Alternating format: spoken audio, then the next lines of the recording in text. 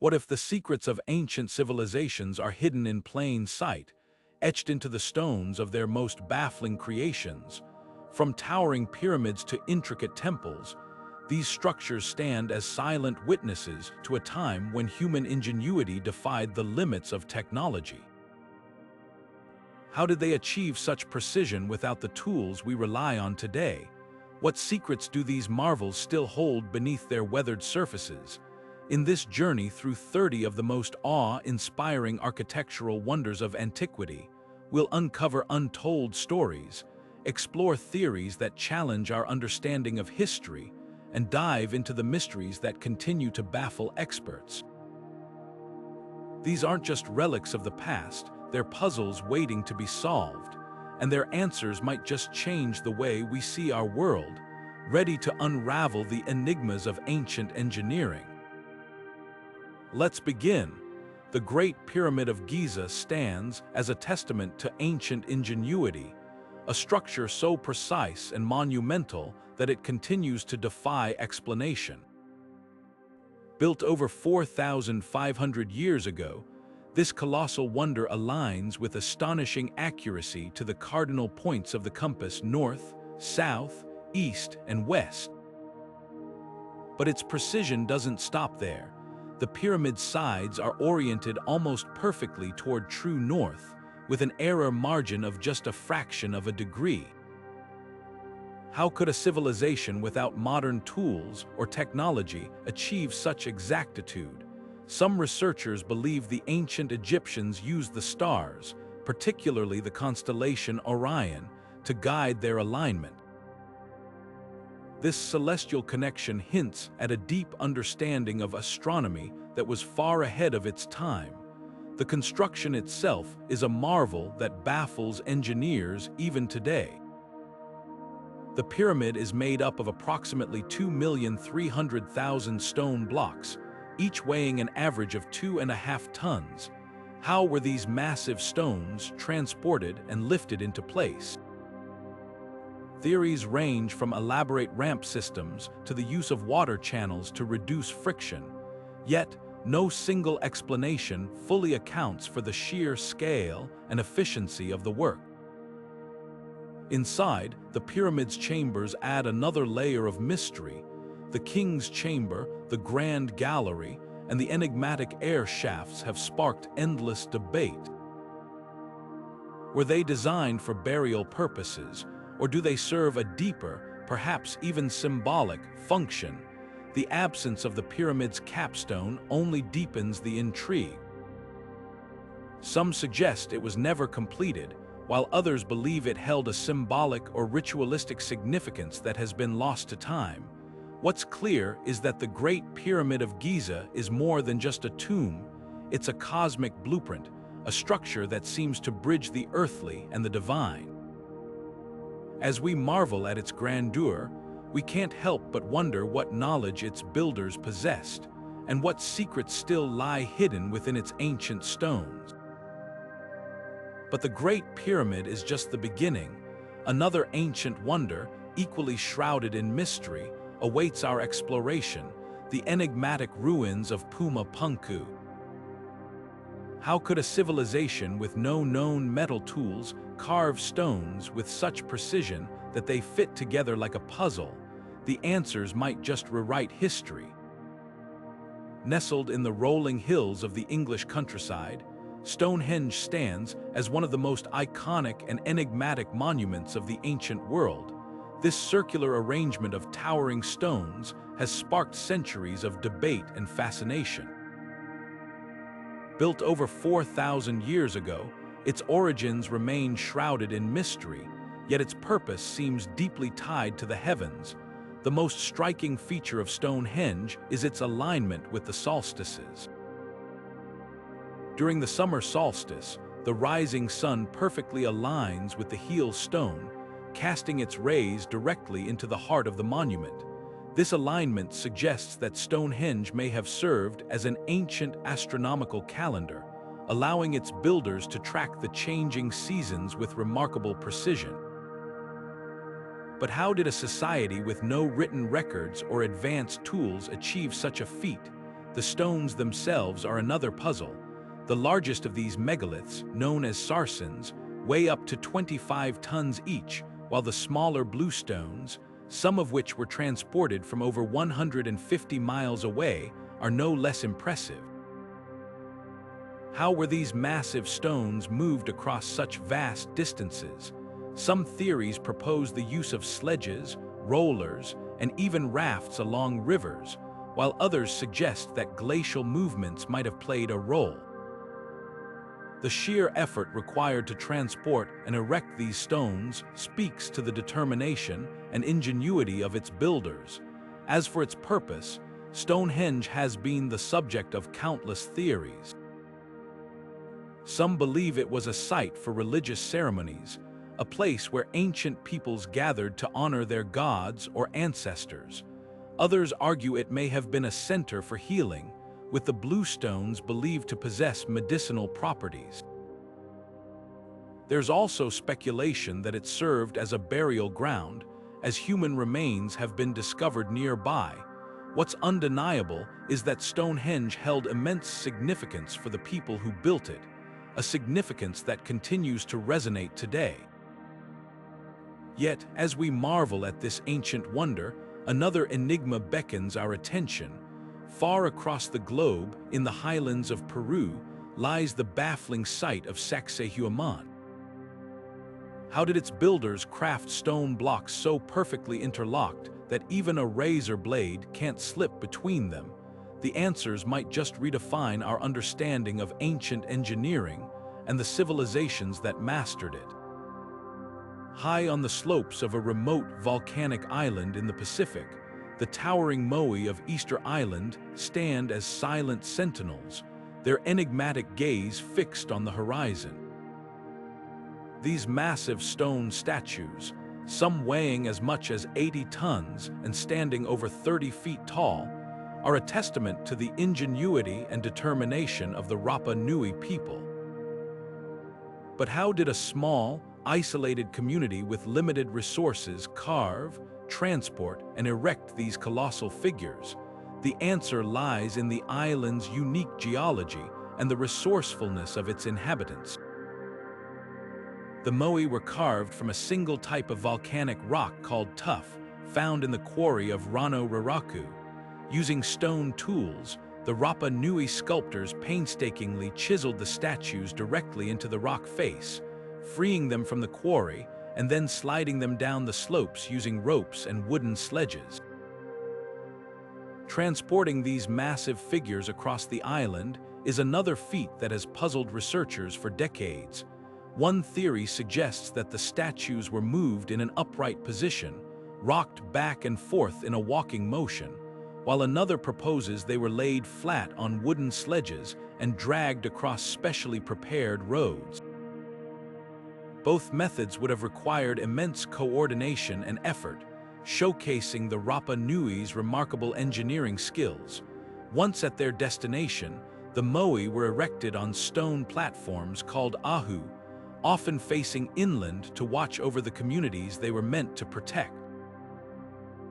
But the Moai are more than just engineering marvels. They are deeply tied to the spiritual and cultural identity of the Rapa Nui.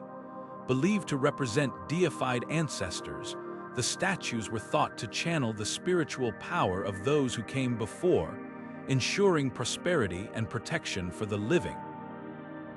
Yet, the story of the Moai is also one of decline. Over time, many of the statues were toppled, a phenomenon often attributed to internal conflict or environmental pressures. The island's once thriving ecosystem, strained by deforestation and overpopulation, may have played a role in this collapse. As resources dwindled, the Rapa Nui's ability to maintain their monumental traditions waned, leaving behind a landscape dotted with fallen giants. Today, the Moai stand as a haunting reminder of a civilization that reached extraordinary heights and the fragility of human achievement in the face of environmental challenges. Yet, as we ponder the mysteries of Easter Island, another ancient wonder calls to us from the deserts of Egypt. The Temple of Karnak, with its towering columns and intricate hieroglyphs, offers a glimpse into the grandeur of a civilization that mastered the art of monumental architecture. What secrets lie beneath its towering pylons, and how did the ancient Egyptians achieve such architectural mastery? The answers await. Perched high in the Andes Mountains, Machu Picchu is a breathtaking testament to the ingenuity of the Inca civilization. This ancient city, built in the 15th century, clings to a mountain ridge over 7,000 feet above sea level, surrounded by lush green peaks and mist-shrouded valleys. Its beauty is undeniable, but it's the engineering behind Machu Picchu that truly astounds. The site is a masterpiece of planning and precision, with its terraced fields, intricate stonework, and ingenious water management systems. How did the Incas construct such a complex city in such a challenging environment? The answer lies in their unparalleled understanding of their terrain and their ability to adapt to it. One of the most remarkable features of Machu Picchu is its terraced agriculture. These stepped fields, carved into the steep mountainside, not only prevented soil erosion, but also created microclimates that allowed the cultivation of diverse crops. The terraces were built with layers of gravel and stone to ensure proper drainage, preventing landslides even during heavy rains. This agricultural innovation allowed the Incas to sustain a thriving community in an otherwise inhospitable location. But the ingenuity doesn't stop there. Machu Picchu's construction also reflects an advanced understanding of seismic activity. The city was built with a technique called ashlar masonry, where stones were cut to fit together so precisely that no mortar was needed. This design allowed the structures to shift slightly during earthquakes, absorbing the shock and preventing collapse, a technique that modern engineers still admire today.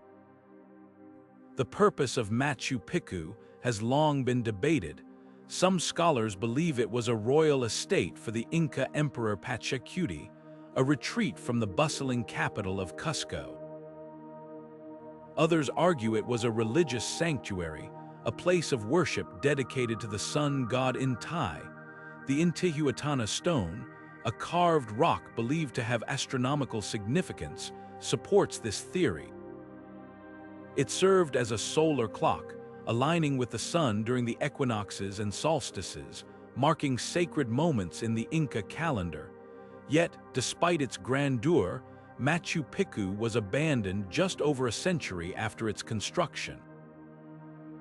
The reason remains a mystery. Some suggest it was due to the Spanish conquest, while others point to disease or internal conflict. Whatever the cause, the city was left to the elements, hidden from the outside world until its rediscovery in the early 20th century. As we marvel at Machu Picchu's blend of beauty and engineering brilliance, another ancient wonder comes to mind, one that showcases the mastery of water management. In the arid landscapes of the Middle East, the Nabateans built Petra, a city that thrived in the desert by harnessing every drop of water. How did they create an oasis in such a harsh environment?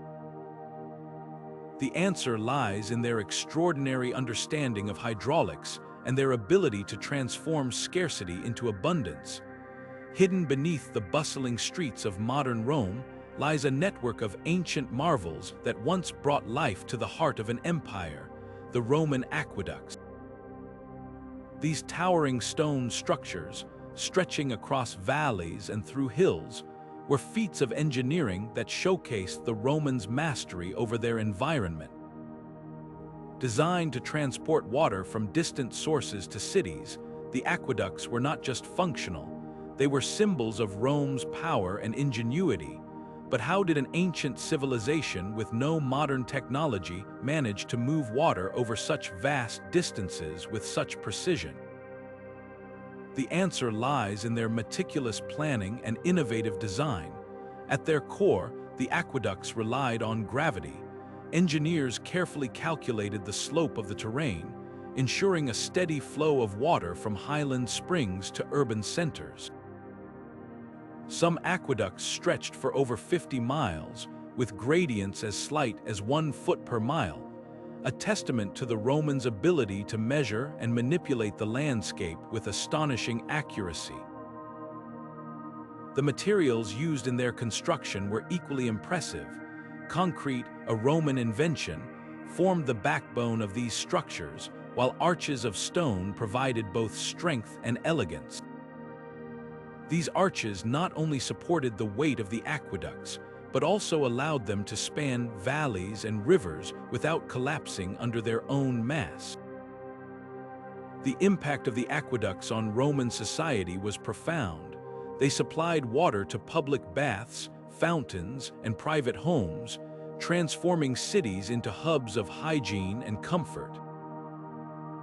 The famous baths of Caracalla, for example, relied on aqueducts to fill their vast pools and heating systems, serving as both a social center and a testament to Roman engineering. But perhaps their most enduring legacy is their influence on modern infrastructure. The principles of Roman aqueduct design can be seen in today's water supply systems, from the pipelines that crisscross our cities to the reservoirs that store water for millions. Yet, as impressive as the aqueducts were, they were just one piece of a larger puzzle. The Romans' ability to harness water extended beyond these monumental structures. In the deserts of the Middle East, another civilization achieved similar feats on an equally grand scale. The Nabateans, masters of water management, carved an oasis from the arid landscape of Petra. How did they transform a barren desert into a thriving city? The answer lies in their ingenious system of cisterns, channels, and dams, a testament to the enduring power of human ingenuity. Deep in the heart of ancient Mesopotamia, a wonder so extraordinary was said to exist that it defied the very laws of nature: the Hanging Gardens of Babylon. Described as a lush, terraced paradise filled with exotic plants and trees, the gardens were said to rise high above the desert sands, a verdant oasis suspended in the air. But were they real, or merely a product of ancient imagination?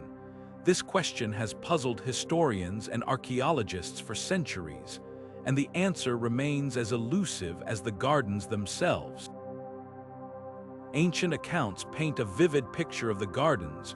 Greek historians like Strabo and Diodorus Siculus described them as a marvel of engineering, with tiered platforms supported by massive stone columns and an intricate irrigation system that brought water from the Euphrates River to sustain the flora. According to legend, the gardens were built by King Nebuchadnezzar II in the 6th century BCE, as a gift to his queen, Amytis, who longed for the green hills of her homeland. The image of a monarch creating such a wonder out of love is undeniably romantic, but is there any truth to it? Modern archaeology has yet to provide a definitive answer. While the ruins of ancient Babylon have been extensively excavated, no clear evidence of the Hanging Gardens has been found. Some scholars argue that the gardens may have been located in Nineveh, the capital of the Assyrian Empire, rather than Babylon. Others suggest that the gardens were purely mythical, a symbol of the grandeur and opulence of the ancient world rather than a physical structure. Yet, the absence of evidence doesn't necessarily disprove their existence. The gardens could have been destroyed by natural disasters or simply lost to time, their secrets buried beneath layers of history. Theories about their construction are equally intriguing. If the gardens did exist, how were they built in an arid region with limited access to water? Some propose that an advanced system of aqueducts and water screws, similar to the Archimedes screw, was used to lift water from the river to the garden's highest levels. Others imagine a complex network of canals and reservoirs designed to keep the plants thriving year-round. The sheer ambition of such a project speaks to the ingenuity of ancient engineers, whether the gardens were real or imagined. As we ponder the mystery of the Hanging Gardens, another ancient wonder comes to mind, one that also straddles the line between myth and reality. Far to the east, in the jungles of India, the city of Dwarka is said to have been a dazzling metropolis of gold, submerged beneath the waves thousands of years ago. Could this be yet another legend, or is there truth hidden beneath the ocean's depths? The search for answers continues, reminding us that the ancient world still holds countless secrets waiting to be uncovered. Rising from the shores of the ancient Greek island of Rhodes, the Colossus of Rhodes was a statue so massive that it became one of the 7 wonders of the ancient world. Standing over 100 feet tall, this bronze giant was a symbol of resilience and triumph, built to commemorate the island's victory over an invading army in 304 BC. But how did the Rhodians create such a monumental figure, and what became of this awe-inspiring marvel? The construction of the Colossus was no small feat. Designed by the sculptor Chairs of Lindos, the statue was crafted using an innovative technique. Sheets of bronze were hammered over an iron framework, a method that allowed the structure to be both durable and hollow, reducing its weight while maintaining its towering height. The process took 12 years to complete, a testament to the skill and determination of the craftsmen. Yet, the engineering challenges were immense. Building a statue of this scale required not only artistic vision, but also a deep understanding of balance and stability. The Colossus is often depicted straddling the harbor entrance, but modern scholars suggest this is unlikely. Instead, it may have stood on a pedestal near the harbor, its imposing figure visible to all who approached by sea. The statue's cultural significance cannot be overstated. It represented not just a military victory, but also the unity and strength of the Rhodians. As a tribute to the sun god Helios, it also held religious importance, serving as a reminder of divine favor and protection. For decades, it stood as a beacon of pride and ingenuity, drawing visitors from across the Mediterranean to marvel at its grandeur. Tragically, the Colossus did not stand forever. In 226 BCE, a powerful earthquake struck Rhodes, toppling the statue at its knees. The Rhodians, devastated by the loss, chose not to rebuild it. According to legend, an oracle warned that doing so would anger the gods. For centuries, the ruins lay where they fell, a haunting reminder of the statue's former glory. Eventually, the bronze was sold as scrap, leaving no trace of the Colossus behind. Today, the Colossus of Rhodes exists only in descriptions and artistic reconstructions. Its exact appearance remains a subject of debate, with historians piecing together clues from ancient texts and archaeological findings. What we do know is that it inspired awe in its time and continues to capture our imagination centuries later. The Colossus reminds us of the fleeting nature of human achievement and the enduring power of symbols. As we reflect on the legacy of this lost wonder, another marvel from antiquity calls to us, a structure equally grand and equally lost to time.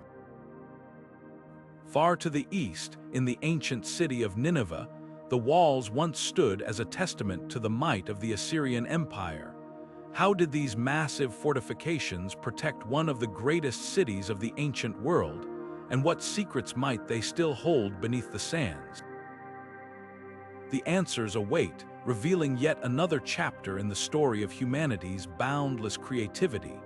Towering over the bustling harbor of ancient Alexandria, the Lighthouse of Alexandria was more than just a guiding light for sailors. It was a symbol of human ambition and innovation. Built in the 3rd century BCE during the reign of Ptolemy II, this monumental structure stood as one of the tallest man-made creations of its time, reaching an estimated height of over 350 feet. But what made this lighthouse so extraordinary wasn't just its size, it was the ingenuity behind its design. The lighthouse was constructed on the small island of Pharos, connected to the mainland by a causeway.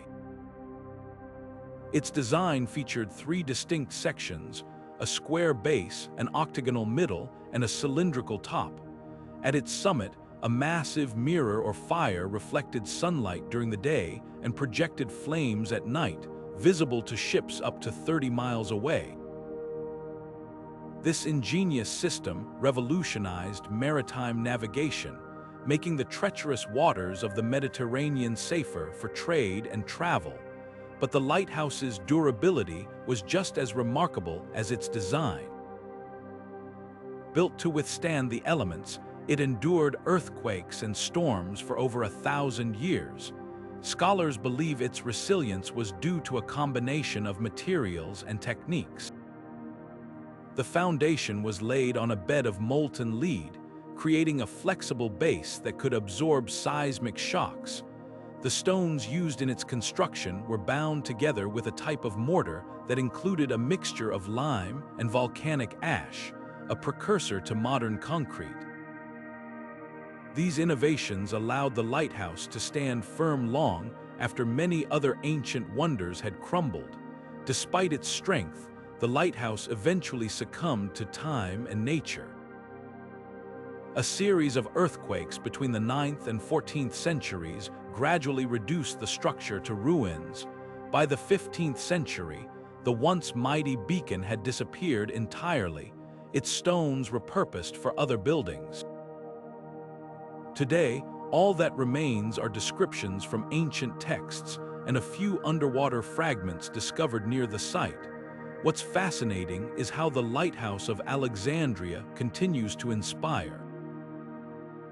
It wasn't just a functional structure, it was a marvel of engineering that blended art and science. Its influence can be seen in lighthouses around the world, from the towering beacons of Europe to the modern navigational aids we rely on today. As we reflect on this ancient wonder, another structure comes to mind, one that also served as a guiding light, though in a very different way. In the deserts of Egypt, the Temple of Hathor at Dendera held a unique role as a spiritual beacon, illuminating the lives of those who worshipped there. But what secrets does this temple hold, and how did it shape the culture of its time? The answers lie in its walls, waiting to be uncovered. In the ancient city of Ephesus, a temple so magnificent once stood that it was hailed as one of the 7 wonders of the ancient world, the Temple of Artemis. Dedicated to the Greek goddess of the hunt, wilderness, and fertility, this temple wasn't just a place of worship, it was a masterpiece of architecture and a symbol of prosperity. Its grandeur reflected the wealth and ambition of Ephesus, a bustling hub of trade and culture in the ancient world. But what made this temple so extraordinary, and why was it repeatedly destroyed and rebuilt? The Temple of Artemis was a marvel of design and scale. Built entirely of marble, it stretched over 300 feet in length and was supported by over 100 towering columns, each intricately carved with scenes of mythology and adorned with gold and silver. At its heart stood a statue of Artemis herself, crafted from ebony, gold, and precious stones, radiating a sense of divine power. The temple's sheer size and opulence drew pilgrims, merchants, and travelers from across the Mediterranean, making it not only a religious center but also a cultural and economic landmark.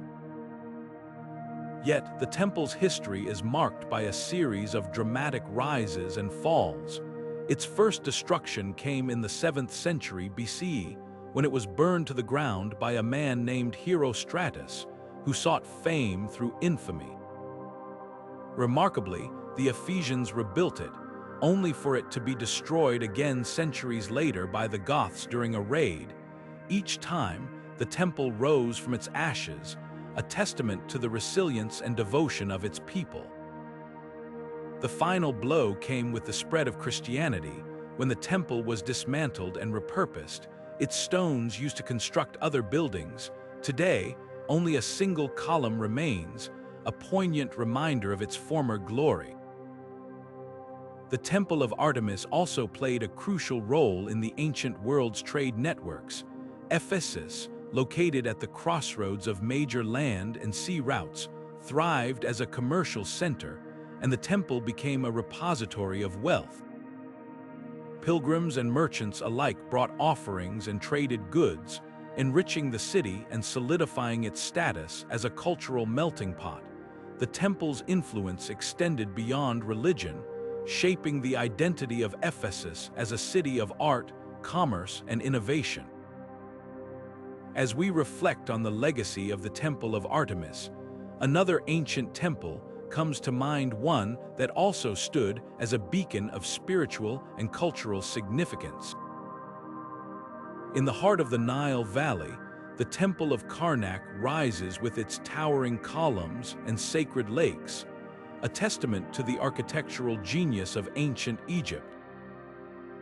What secrets lie within its walls, and how did it shape the lives of those who worshipped there?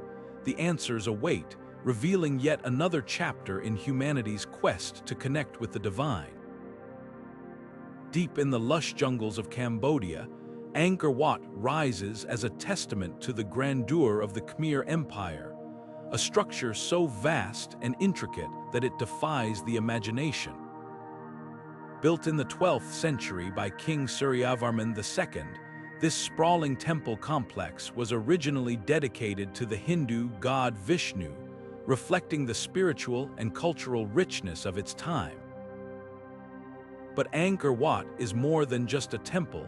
It's a cosmic map, a masterpiece of engineering, and a symbol of human devotion that continues to inspire awe centuries after its creation. One of the most striking features of Angkor Wat is its alignment with celestial events. The temple's design mirrors the cosmos, with its central towers representing the peaks of Mount Meru, the mythical home of the gods in Hindu cosmology. During the spring and autumn equinoxes, the sun rises directly over the central tower, creating a breathtaking alignment that highlights the temple's connection to the heavens. This celestial precision suggests that the Khmer architects possessed a profound understanding of astronomy, using it to imbue the temple with spiritual significance. The carvings adorning Angkor Wat are equally remarkable. Every inch of the temple's walls and galleries is covered in intricate bas-reliefs, depicting scenes from Hindu epics like the Mahabharata and the Ramayana, as well as historical events from the Khmer Empire. These carvings are not just decorative, they are a narrative telling stories of gods, kings, and cosmic battles, offering a glimpse into the beliefs and values of the people who built them. The level of detail is astonishing, with each figure and scene carved with such precision that they seem to come alive in the light of the sun. Yet, Angkor Wat's story is one of transformation. Over time, the temple transitioned from a Hindu shrine to a Buddhist site, reflecting the shifting religious landscape of the region. Buddhist monks added their own iconography and practices, layering new meanings onto the original structure. This blending of traditions makes Angkor Wat a unique symbol of cultural synthesis, where the spiritual aspirations of two great religions converge. The decline of Angkor Wat and the Khmer Empire remains a mystery. Some scholars point to environmental factors, such as prolonged droughts or deforestation, which may have strained the empire's resources.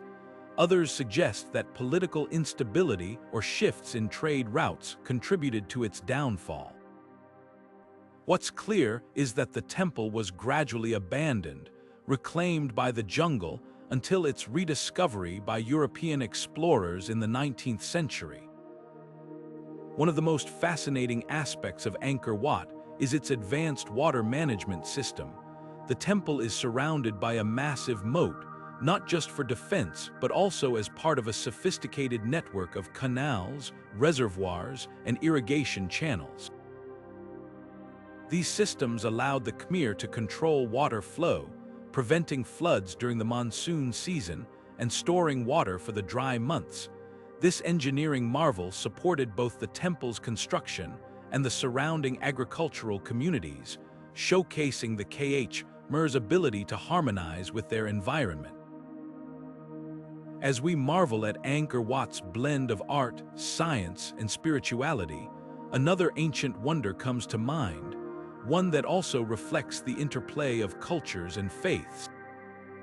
In the heart of India, the Ajanta caves stand as a testament to the enduring power of religious art, their walls adorned with frescoes that tell the stories of Buddhism's journey through time. What secrets do these caves hold, and how did they shape the spiritual landscape of their era? The answers await, revealing yet another chapter in humanity's quest to bridge the earthly and the divine. Perched atop the Acropolis in Athens, the Parthenon stands as a timeless symbol of ancient Greece's artistic and architectural genius. Built in the 5th century BCE, this iconic temple was dedicated to Athena, the city's patron goddess, and served as a testament to Athens' power and cultural sophistication. But what makes the Parthenon truly extraordinary isn't just its grandeur, it's the meticulous precision and subtle tricks of design that make it a masterpiece of engineering. The architects, Ictinos and Callicrates, employed a series of optical refinements to ensure the temple appeared flawless to the human eye. The columns, for instance, are slightly curved and lean inward, creating the illusion of perfect straightness when viewed from a distance. Even the platform on which the Parthenon stands is subtly arched, a technique that prevents the structure from appearing saggy or flat. These refinements demonstrate an almost obsessive attention to detail, blending art and mathematics in a way that still leaves modern architects in awe. The Parthenon's history is as layered as its design. Originally a temple, it later transformed into a Christian church dedicated to the Virgin Mary in the 6th century CE, followed by its conversion into a mosque under Ottoman rule. Each era left its mark on the structure, from Christian frescoes painted over ancient carvings to the addition of a minaret. This adaptability speaks to the Parthenon's enduring significance, a structure that transcended its original purpose to become a canvas for the shifting tides of history. Yet the Parthenon is not without its mysteries.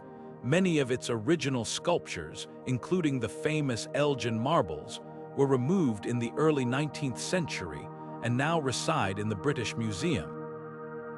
These marble friezes and metopes depicted scenes from Greek mythology and Athenian history, offering a glimpse into the cultural and spiritual life of ancient Greece. Their absence has sparked debates about cultural heritage and ownership, raising questions about where these treasures truly belong. Theories about the missing sculptures abound.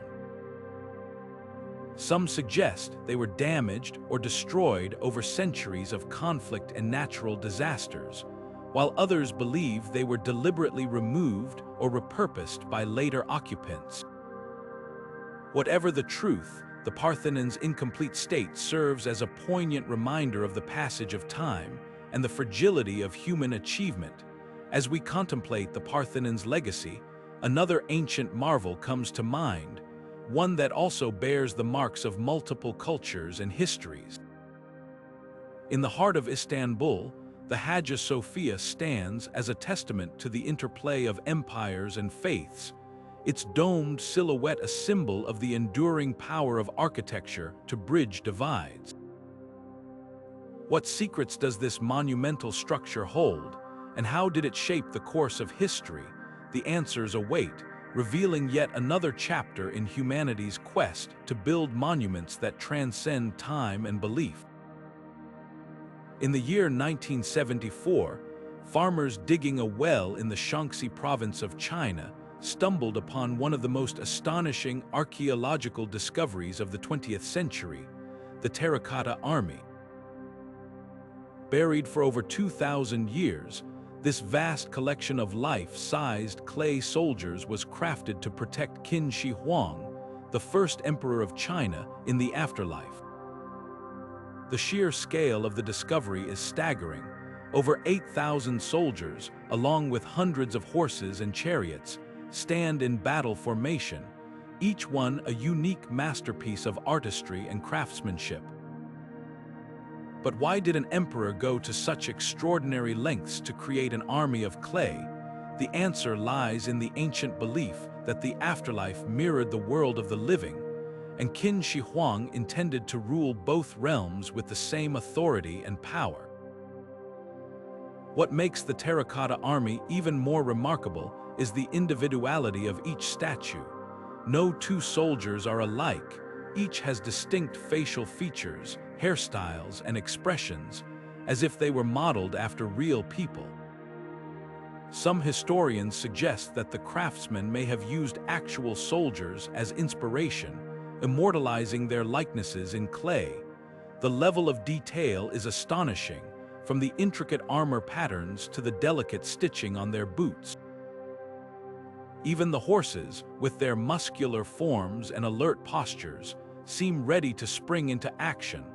This attention to individuality speaks to the immense resources and labor invested in the project, as well as the reverence the emperor commanded.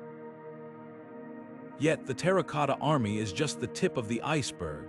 The tomb complex extends far beyond the excavated pits, with much of it still unexplored.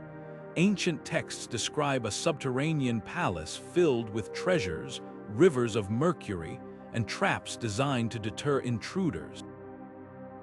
The central tomb, where Qin Shi Huang is believed to rest, remains sealed, protected by layers of earth and mystery. Archaeologists hesitate to open it, fearing damage to its contents or exposure to hazardous materials like mercury. This reluctance adds to the allure, leaving us to wonder what other secrets lie hidden beneath the ground. The creation of the Terracotta Army was a monumental undertaking, involving hundreds of thousands of workers over decades. The logistics alone are mind-boggling. How did they produce such an army of statues, each requiring precise craftsmanship and firing in kilns? The answer lies in the emperor's centralized power, which enabled him to mobilize resources on an unprecedented scale. Yet, the effort also came at a cost. Historical records suggest that many workers died during the construction, their lives sacrificed to fulfill the emperor's vision of eternal dominance. As we marvel at the Terracotta Army's blend of artistry and ambition, another ancient wonder comes to mind, one that also reflects humanity's desire to bridge the worlds of the living and the dead. In the deserts of Sudan, the pyramids of Meroe stand as silent guardians of a forgotten kingdom, their steep, narrow shapes a stark contrast to the more famous pyramids of Egypt. What drove the people of Meroe to build these monuments, and what stories do they hold within their walls?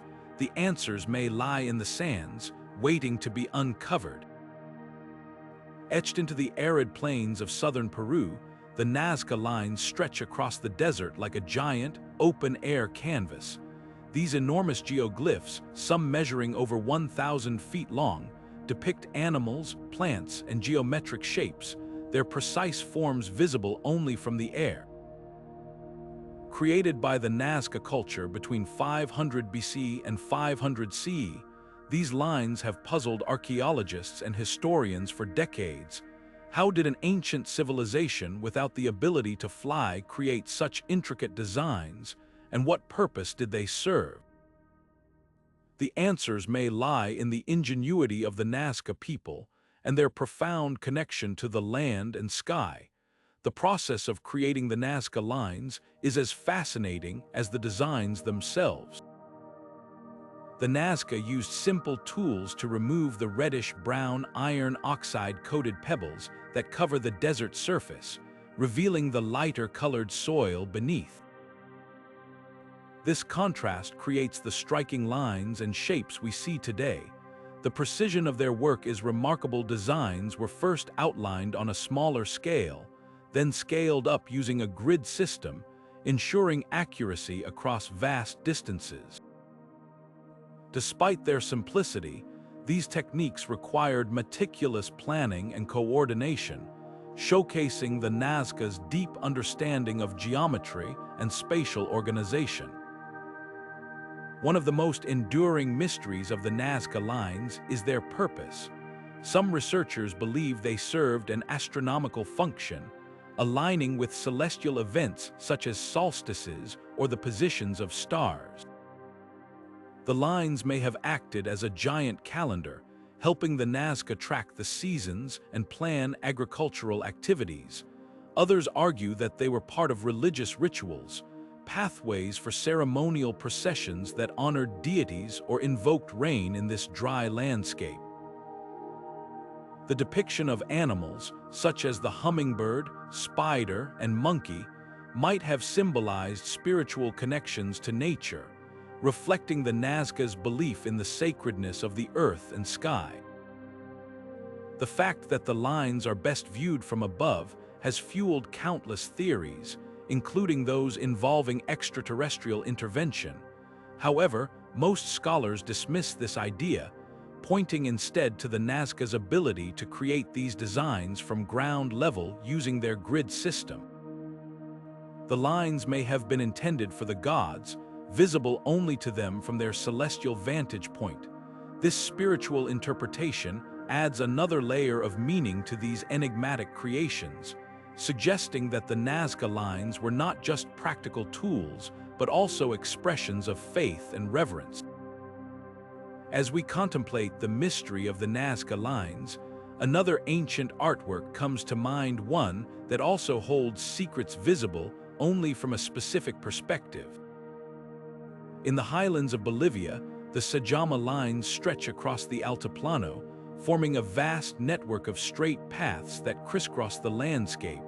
What purpose did these lines serve, and what stories do they tell about the people who created them? The answers may lie in the interplay of geography, culture, and belief, offering yet another glimpse into the ingenuity of ancient civilizations. Rising majestically from the lush jungles of Java, the Borobudur Temple is a masterpiece of ancient architecture and spiritual symbolism. Built in the 9th century during the reign of the Sailendra dynasty, this colossal structure is the world's largest Buddhist temple, a testament to the devotion and ingenuity of its creators.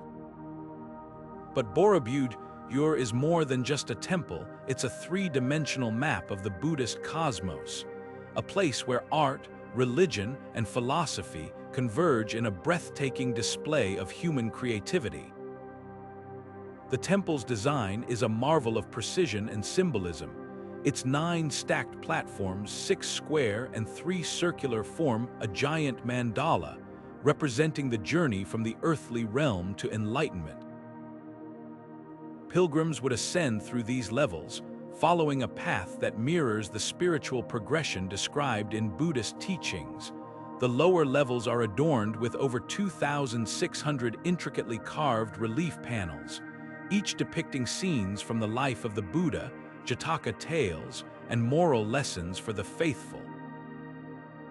These carvings are not merely decorative, they are a visual scripture, guiding visitors through the path to nirvana. One of the most striking features of Borobudur is its alignment with Buddhist cosmology. The temple's central stupa, perched at the very top, symbolizes the ultimate state of enlightenment, a realm beyond form and thought. Surrounding it are 72 smaller stupas, each containing a statue of the Buddha. These perforated stupas create a mesmerizing effect, with light filtering through the stone latticework, casting intricate shadows that shift with the sun. The entire structure is oriented to face the cardinal directions, reflecting the universal reach of Buddhist teachings. Despite its grandeur, Borobudur was mysteriously abandoned around the 14th century. The reasons remain unclear, though scholars point to the decline of Buddhism in Java and the rise of Islam as possible factors. Over time, the temple was swallowed by volcanic ash and jungle growth, hidden from the world until its rediscovery in the early 19th century by British colonial officers.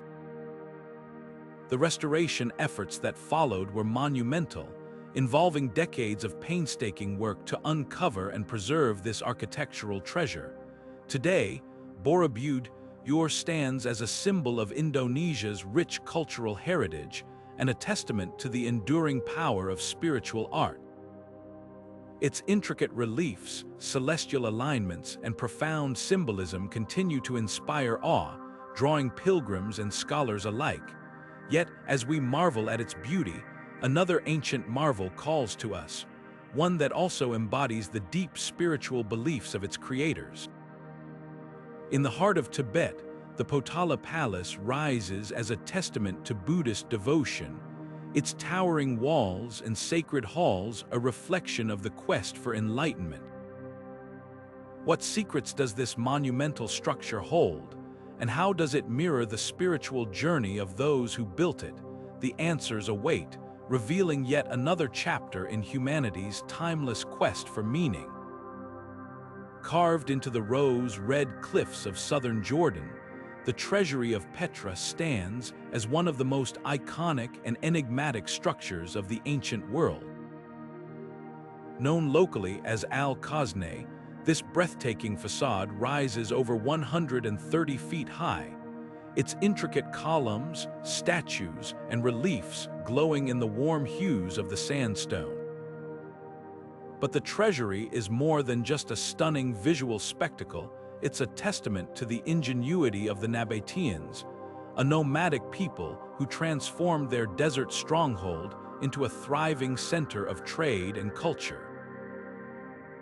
The question that lingers, however, is what purpose did this monumental structure serve?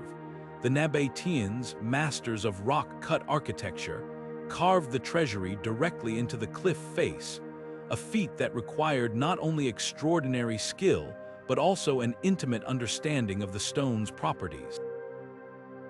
The facade's design blends Greek, Egyptian, and Assyrian influences, reflecting Petra's role as a crossroads of civilizations. At its center stands a towering urn, which local legend claims holds hidden treasure, a myth that gave the structure its name. While no treasure has ever been found, the real riches of Petra lie in its ability to inspire wonder and curiosity. The treasury's true purpose remains a mystery. Some scholars believe it was a royal tomb built to honor a Nabatean king. Others suggest it served as a temple dedicated to the worship of the gods. The presence of carved figures, including depictions of the goddess Isis and the twin gods Castor and Pollux, supports this theory. Yet, the structure's grandeur and prominence at the entrance to Petra also hint at a more practical role, perhaps as a ceremonial gateway or a symbol of the city's wealth and power. Petra itself was a marvel of ancient engineering. The city thrived as a trade hub, connecting the Arabian Peninsula, Egypt, and the Mediterranean. The Nabateans controlled key trade routes, including the lucrative incense trade, and their ability to harness water in the arid desert allowed them to sustain a flourishing urban center. The city's decline began with the rise of Roman sea routes, which bypassed Petra's overland trade networks. By the 7th century, Petra was largely abandoned, its secrets buried beneath the sands of time. Recent discoveries have added new layers to the mystery of the treasury. Archaeologists have uncovered hidden chambers behind the facade, sparking speculation about what they might contain.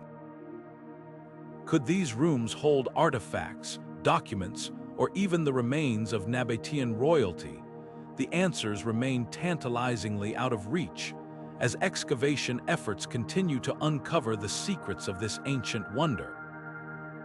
As we marvel at the treasury's blend of artistry and mystery, another rock-cut marvel calls to us from the distant past. In the rugged mountains of Ethiopia, the churches of Lalibela rise from the earth, their intricate designs carved directly into the living rock.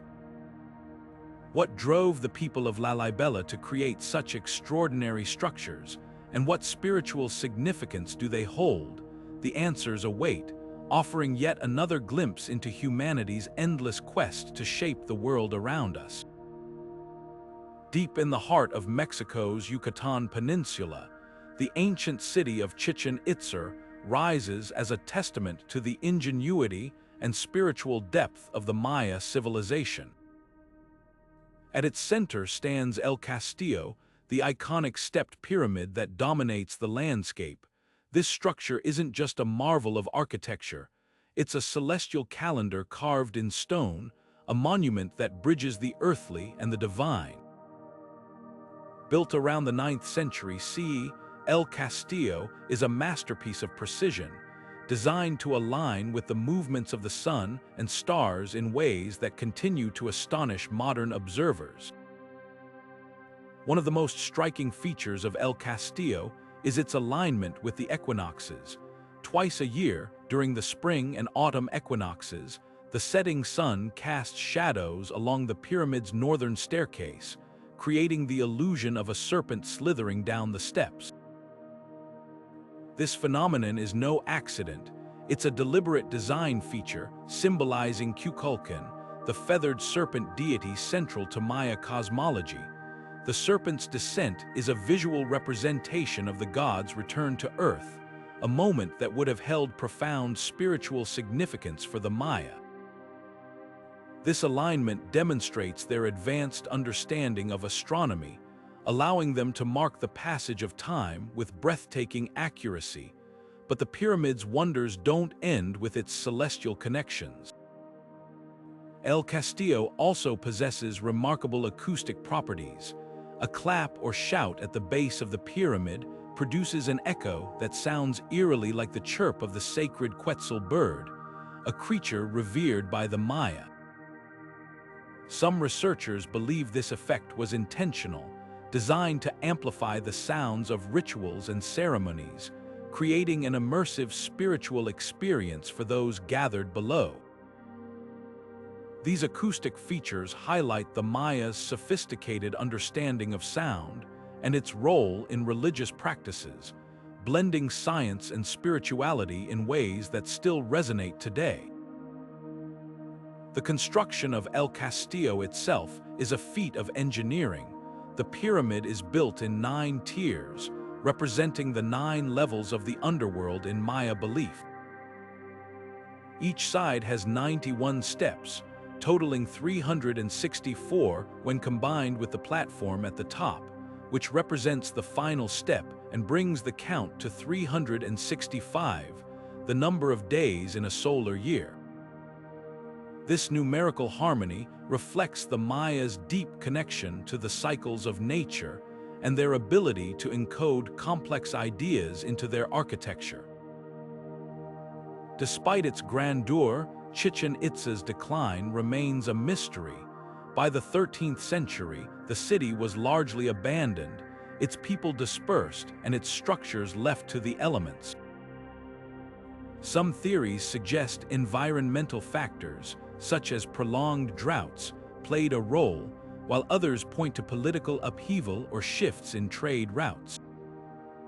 Whatever the cause, the city's fall left behind a legacy of unanswered questions, inviting us to explore the secrets of its past. As we marvel at the celestial and acoustic wonders of Chichen Itza, another ancient marvel comes to mind, one that also showcases humanity's ability to map the heavens. In the Highlands of Scotland, the Callanish stones stand as a testament to the astronomical knowledge of their builders, their arrangement mirroring the movements of the moon and stars. What stories do these ancient stones hold, and how did they shape the lives of those who erected them? The answers may lie in the interplay of light, shadow, and the timeless quest to understand the cosmos. Stretching across the rugged landscapes of northern China, the Great Wall stands as one of humanity's most iconic feats of engineering and determination. Often described as the only man-made structure visible from space, this colossal fortification weaves a tapestry of history, myth, and resilience. But what drove the ancient Chinese to build such a monumental barrier, and how did they overcome the immense challenges of its construction? The Great Wall's origins date back over 2,000 years, when the first sections were built by various Chinese states to protect against invasions from nomadic tribes. However, it was during the reign of the first emperor of China, Qin Shi Huang, in the 3rd century BCE, that these scattered walls were connected into a unified defensive system. Over the centuries, successive dynasties expanded and reinforced the wall, with the most famous sections constructed during the Ming dynasty in the 14th to 17th centuries. The wall's primary purpose was clear: to serve as a formidable barrier against invaders, complete with watchtowers, garrison stations, and signal towers to relay messages across vast distances. Building the Great Wall was no small feat. The terrain it traverses is some of the most challenging in the world, ranging from steep mountains to arid deserts. Workers faced grueling conditions, hauling massive stones, bricks, and tamped earth to construct the wall's foundations. In some sections, materials were scarce, leading to innovative solutions like using local clay and reeds. The human cost was immense, with countless laborers losing their lives to exhaustion, harsh weather, or accidents. Despite these hardships, the wall's construction showcases the ingenuity and perseverance of its builders, who adapted their techniques to the land's demands. A popular myth surrounds the Great Wall that it's the only human-made structure visible from space. While this idea captures the imagination, it's not entirely accurate. From low Earth orbit, the wall is difficult to discern without magnification, blending into the natural landscape. However, this doesn't diminish its grandeur. The wall's true marvel lies in its scale and purpose, a testament to the lengths humans will go to protect their communities and way of life. Preserving the Great Wall is an ongoing challenge. Centuries of erosion, weathering, and human activity have taken their toll, with some sections crumbling into ruins.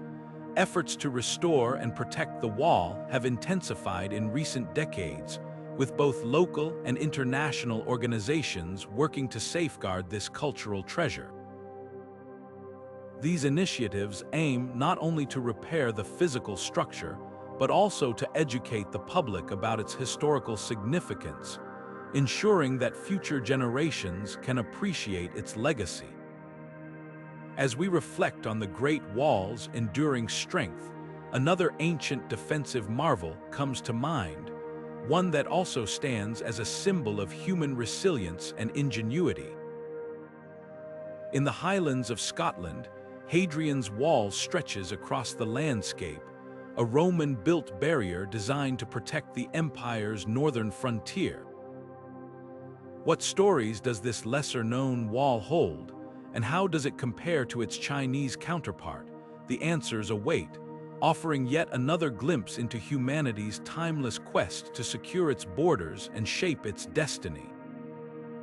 Perched high above the city of Granada in southern Spain, the Alhambra is a breathtaking fusion of art, architecture, and nature. This sprawling palace and fortress complex, built during the height of Islamic rule in the Iberian Peninsula, is a masterpiece of design, blending intricate ornamentation with advanced engineering. Its name, derived from the Arabic word for the Red One, refers to the reddish hue of its walls, which glow warmly in the sunlight. But the Alhambra is more than just a visual marvel. It's a testament to the cultural and scientific achievements of the Nasrid dynasty, whose rulers transformed it into a symbol of power, beauty, and innovation. One of the most striking features of the Alhambra is its intricate Islamic art. Every surface, from the walls to the ceilings, is adorned with geometric patterns, floral motifs, and Arabic calligraphy.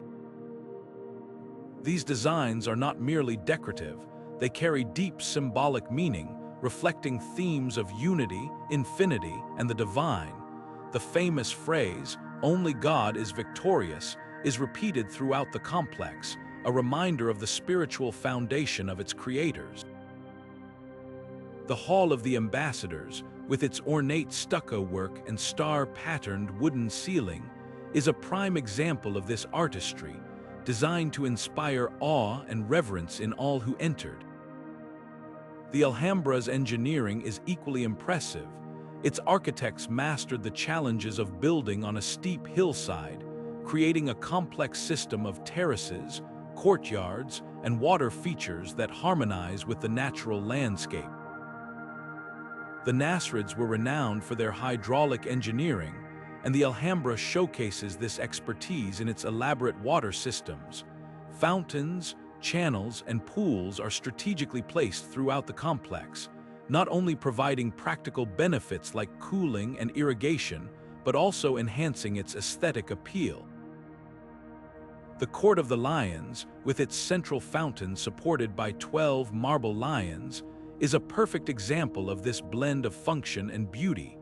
Experts believe the water in this courtyard was engineered to flow evenly, a feat that required precise calculations and an advanced understanding of hydraulics. Beyond its physical beauty, the Alhambra is steeped in mystery. Hidden symbols and coded messages are said to be embedded in its designs, some of which remain undeciphered to this day. Scholars have long debated the meaning behind certain patterns and inscriptions, with some suggesting they hold esoteric knowledge or secret teachings. These enigmatic elements add an air of intrigue to the Alhambra, inviting visitors to look beyond its surface and uncover its deeper layers of meaning. The Alhambra's gardens are another highlight, designed as earthly representations of paradise. The Generalife, the summer palace adjacent to the main complex, features lush greenery, fragrant flowers, and serene reflecting pools. These gardens were not just places of beauty, but also spaces for contemplation and relaxation, offering a respite from the stresses of court life. The careful arrangement of plants, water, and architecture creates a sense of harmony and tranquility, embodying the Islamic ideal of creating a paradise on earth. As we marvel at the Alhambra's blend of art, engineering, and spirituality, another architectural wonder comes to mind, one that also reflects the fusion of cultures and traditions. In the heart of India, the Taj Mahal stands as a testament to the interplay of Persian, Islamic, and Indian influences.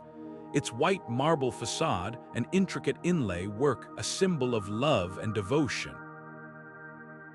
What secrets does this iconic monument hold, and how does it mirror the cultural exchanges of its time? The answers await, offering yet another chapter in humanity's quest to create beauty that transcends borders and beliefs. Nestled in the highlands of central Mexico, the ancient city of Teotihuacan rises from the earth like a vision from another age. Known as the City of the Gods, this sprawling metropolis was once one of the largest and most influential cities in the ancient world, home to over 100,000 people at its peak.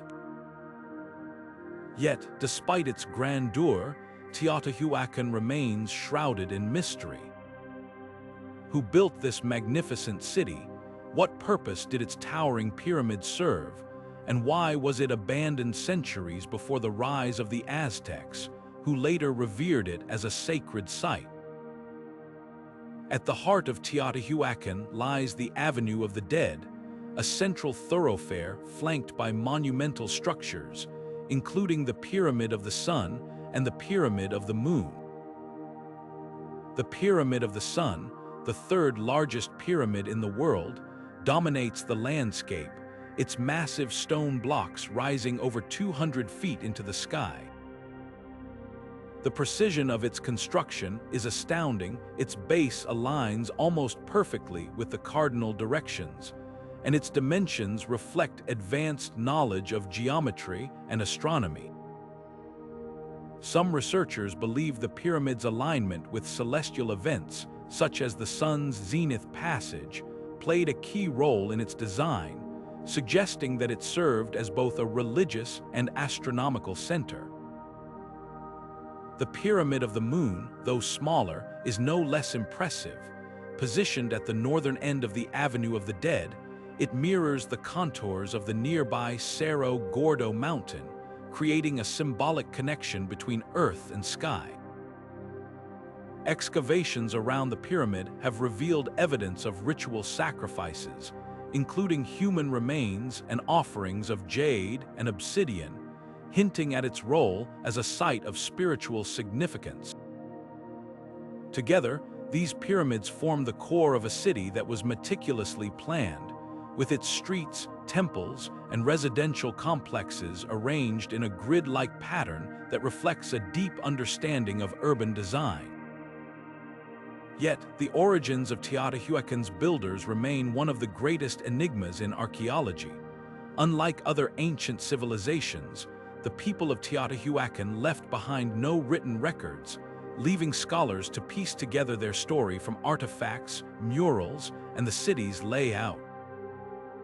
Some theories suggest the city was founded by the Totonac or another pre-Aztec culture, while others propose it was a melting pot of different ethnic groups drawn together by trade and shared spiritual beliefs.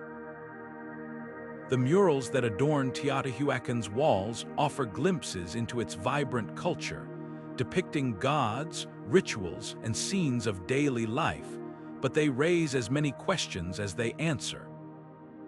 One of the most intriguing aspects of Teotihuacan is its sudden decline. Around the 6th century CE, the city was abandoned, its grand structures left to crumble under the weight of time.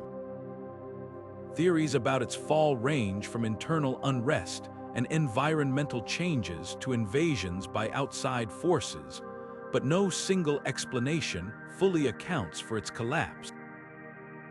What's clear is that Teotihuacan's legacy endured, influencing later civilizations like the Aztecs, who saw it as a sacred place and a link to their own divine origins.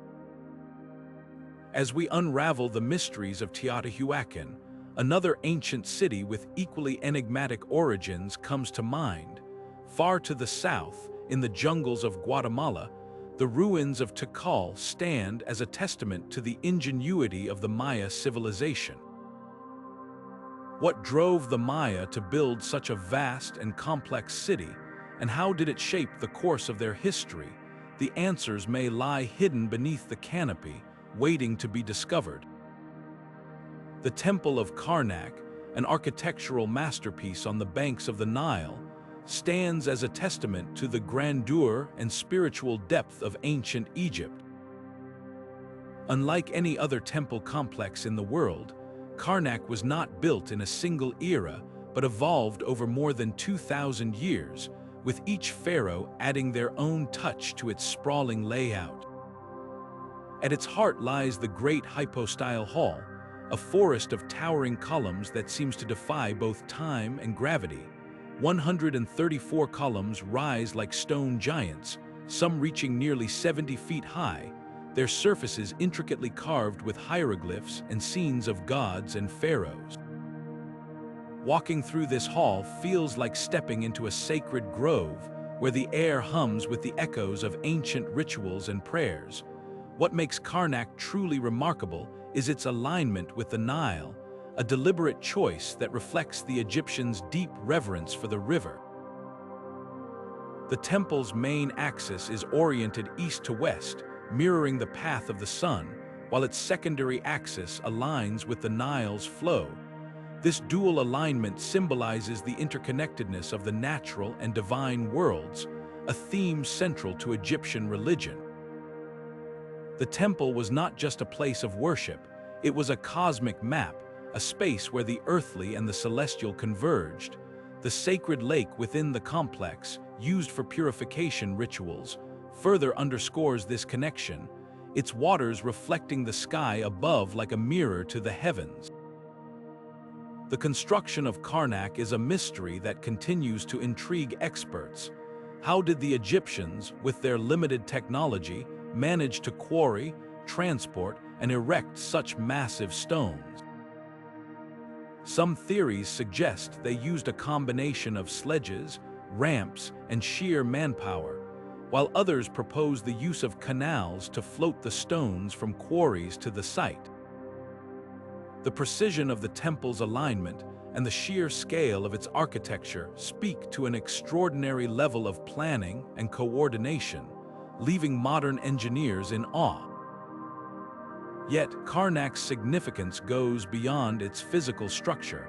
It was the spiritual heart of Thebes, the capital of ancient Egypt, and a focal point of religious life.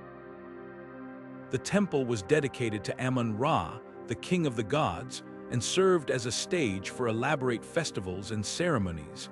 The annual Opet festival, for example, saw statues of the gods carried in procession from Karnak to the nearby temple of Luxor, a celebration that reinforced the divine authority of the pharaoh and the unity of the gods and the people. As we marvel at the enduring legacy of Karnak, another ancient marvel comes to mind, one that also embodies the fusion of religion and architecture. Far to the east, in the heart of Cambodia, Angkor Wat rises as a testament to the spiritual and artistic achievements of the Khmer Empire.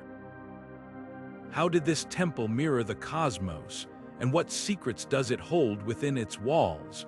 The answers await, offering yet another glimpse into humanity's timeless quest to connect with the divine. Carved into the rolling hills of southeastern Turkey, Göbekli Tepe stands as a profound enigma, rewriting the story of human civilization. Dating back over 11,000 years, this ancient site predates Stonehenge by 6 millennia and the Great Pyramid of Giza by 7. It's not just old, it's staggering in its implications. Göbekli Tepe is widely regarded as the world's oldest temple, a place where hunter-gatherers gathered to worship, connect, and create. But how did a society without agriculture or permanent settlements construct something so monumental? The site's most striking feature is its massive stone pillars, arranged in circular formations and intricately carved with depictions of animals, symbols, and abstract shapes. These carvings are not mere decorations, they are a language of their own, a window into the beliefs and cosmology of a people who left no written records. The level of craftsmanship is astonishing, with each pillar meticulously shaped and adorned, suggesting a level of sophistication that challenges our assumptions about early human societies. What's even more puzzling is how these massive stones were quarried, transported, and erected without the use of metal tools or wheels. The sheer effort required speaks to a communal purpose, a shared vision that brought people together to achieve something extraordinary. But Göbekli Tepe's mysteries don't end with its construction. Around 8000 BCE, the site was deliberately buried, filled in with soil and debris until it vanished from sight. Why would a place of such significance be abandoned and concealed? Some theories suggest it was a ritual act, a way to preserve the sacred space for future generations. Others propose it was a response to shifting cultural or environmental conditions, as the region transitioned from hunting and gathering to agriculture. Whatever the reason, the burial of Göbekli Tepe preserved its structures in remarkable condition, allowing modern archaeologists to uncover a time capsule of the ancient world. The discovery of Göbekli Tepe has fundamentally reshaped our understanding of early human history. For decades, scholars believed that complex societies emerged only after the advent of agriculture. Göbekli Tepe flips this narrative on its head, suggesting that organized religion and communal cooperation may have been the catalysts for societal development rather than the result of it. This revelation challenges us to rethink the timeline of human progress and the forces that shaped our ancestors' lives. As we ponder the profound implications of Göbekli Tepe, another ancient site emerges on the horizon, equally mysterious and equally transformative. Deep in the jungles of Indonesia, Gunung Padang stands as a megalithic puzzle, its origins and purpose still shrouded in debate. Could this site, like Göbekli Tepe, hold secrets that rewrite our understanding of the past? The answers may lie buried beneath its ancient stones, waiting to be uncovered and shared with the world. The Roman Pantheon stands as a timeless testament to the ingenuity of ancient engineering, a structure so groundbreaking that it still inspires awe nearly 2,000 years after its construction. Built during the reign of Emperor Hadrian in the 2nd century CE, the Pantheon's most iconic feature is its colossal dome, a marvel of design and precision that remains the largest unreinforced concrete dome in the world. But what makes this dome so extraordinary isn't just its size, it's the way it defies gravity, seemingly floating above the space below. The secret lies in its ingenious construction. The dome's thickness decreases as it rises, and its weight is further reduced by using lighter materials, such as volcanic pumice, at the top. This careful balance of weight and support allows the dome to stand without the need for modern reinforcement, a feat that continues to baffle engineers today. At the very apex of the dome is the oculus, a circular opening nearly 30 feet in diameter. This feature isn't just decorative, it serves a practical purpose, allowing natural light to flood the interior and creating a dramatic interplay of light and shadow throughout the day. Rainwater, too, finds its way through the oculus, but the Pantheon's cleverly sloped floor and drainage system ensure that the space remains functional and awe-inspiring, no matter the weather. The oculus also carries symbolic significance, acting as a connection between the earthly realm and the heavens, a reminder of the building's original purpose as a temple dedicated to all the Roman gods. The Pantheon's transformation over the centuries adds another layer to its story. In the 7th century CE, it was consecrated as a Christian church, a decision that likely saved it from the fate of many ancient Roman buildings, which were dismantled for their materials. This change in purpose preserved the Pantheon, allowing it to stand as one of the best preserved examples of Roman architecture.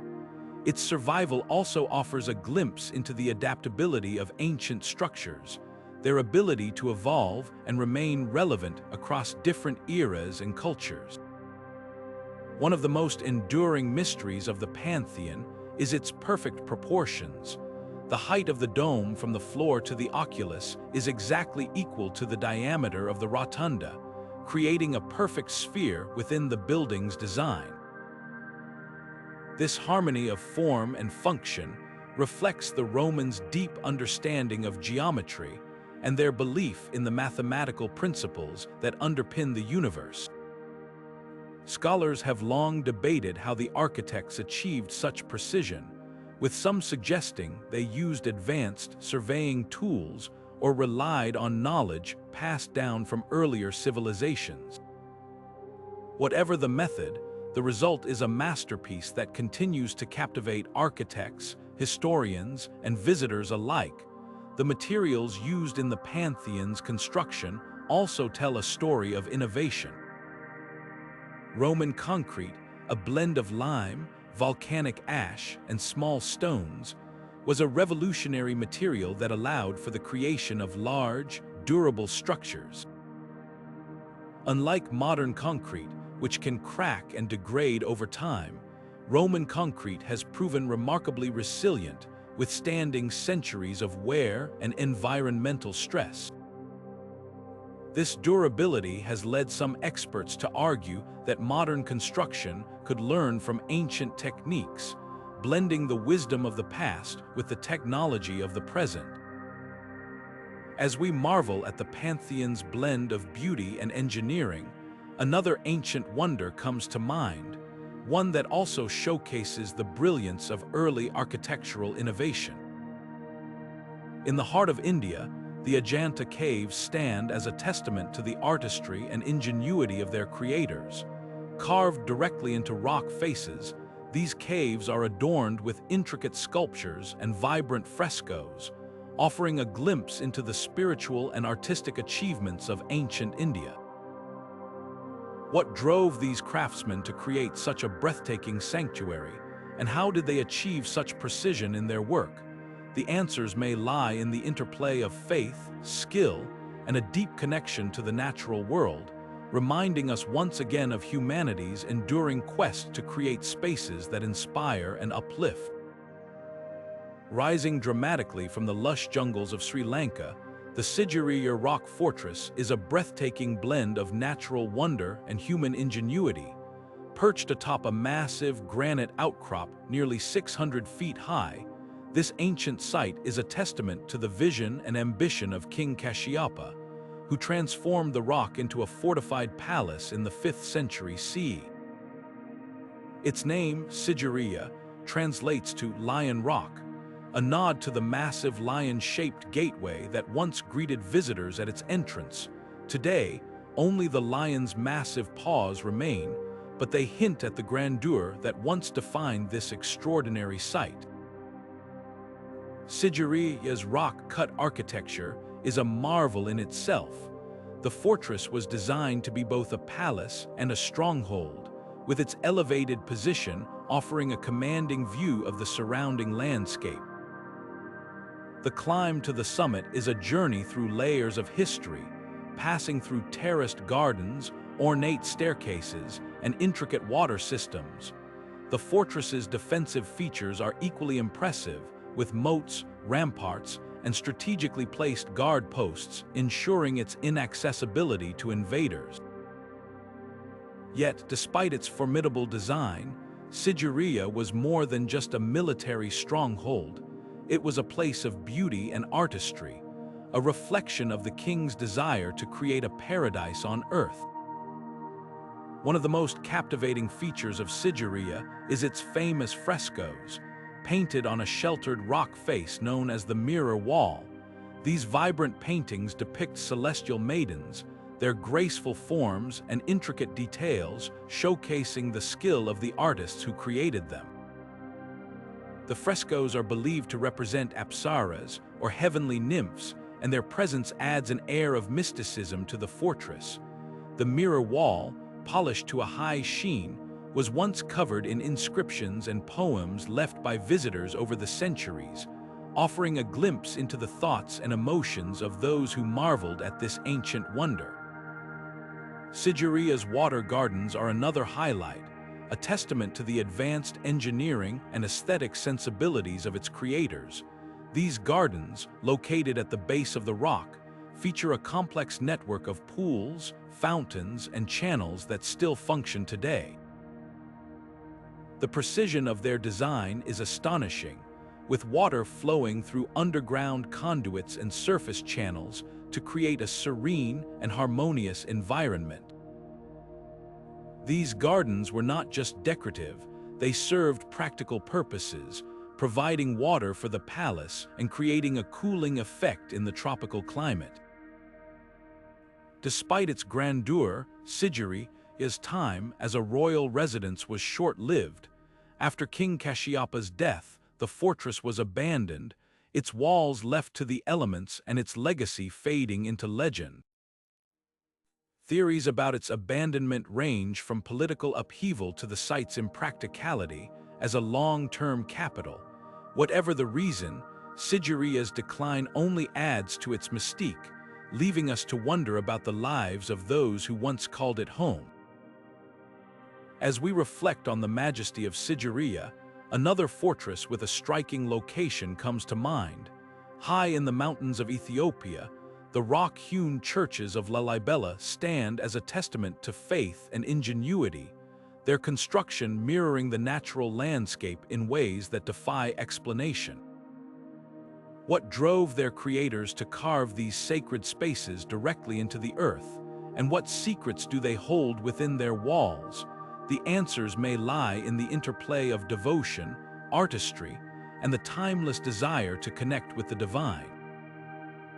Hidden deep within the rugged hills of Maharashtra, India, the Ellora Caves stand as a breathtaking testament to the creative and spiritual genius of ancient civilizations.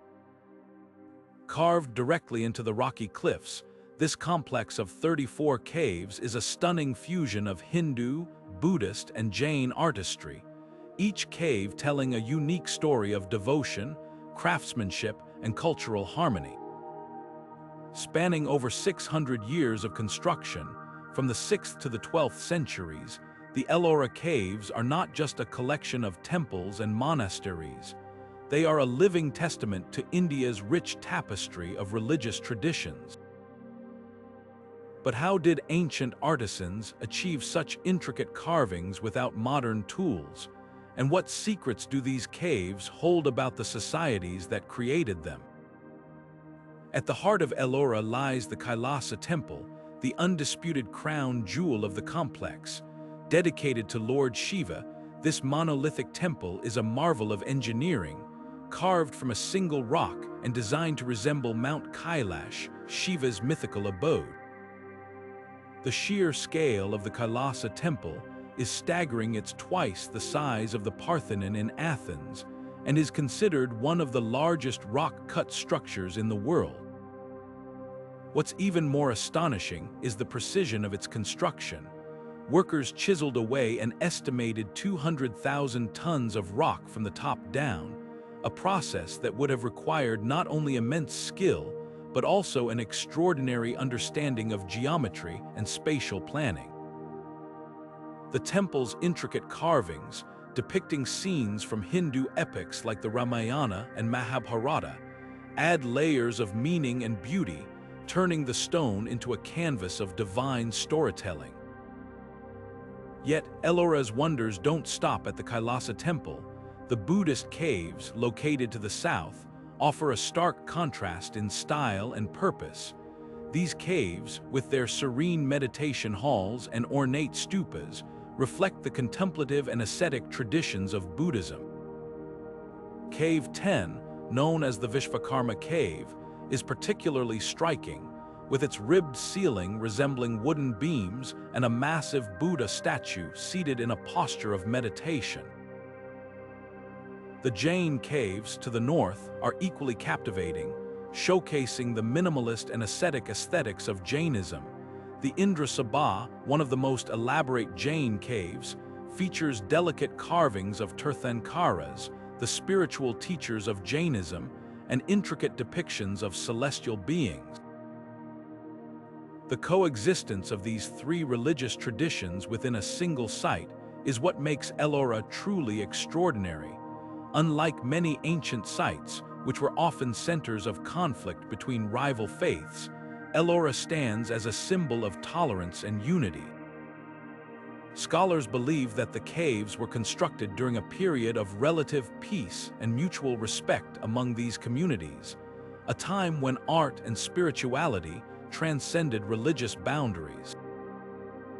This harmonious blending of beliefs is a powerful reminder of humanity's capacity for coexistence and creativity. One of the most enduring mysteries of Ellora lies in its construction techniques. How did ancient craftsmen carve such monumental structures with only chisels, hammers, and sheer determination?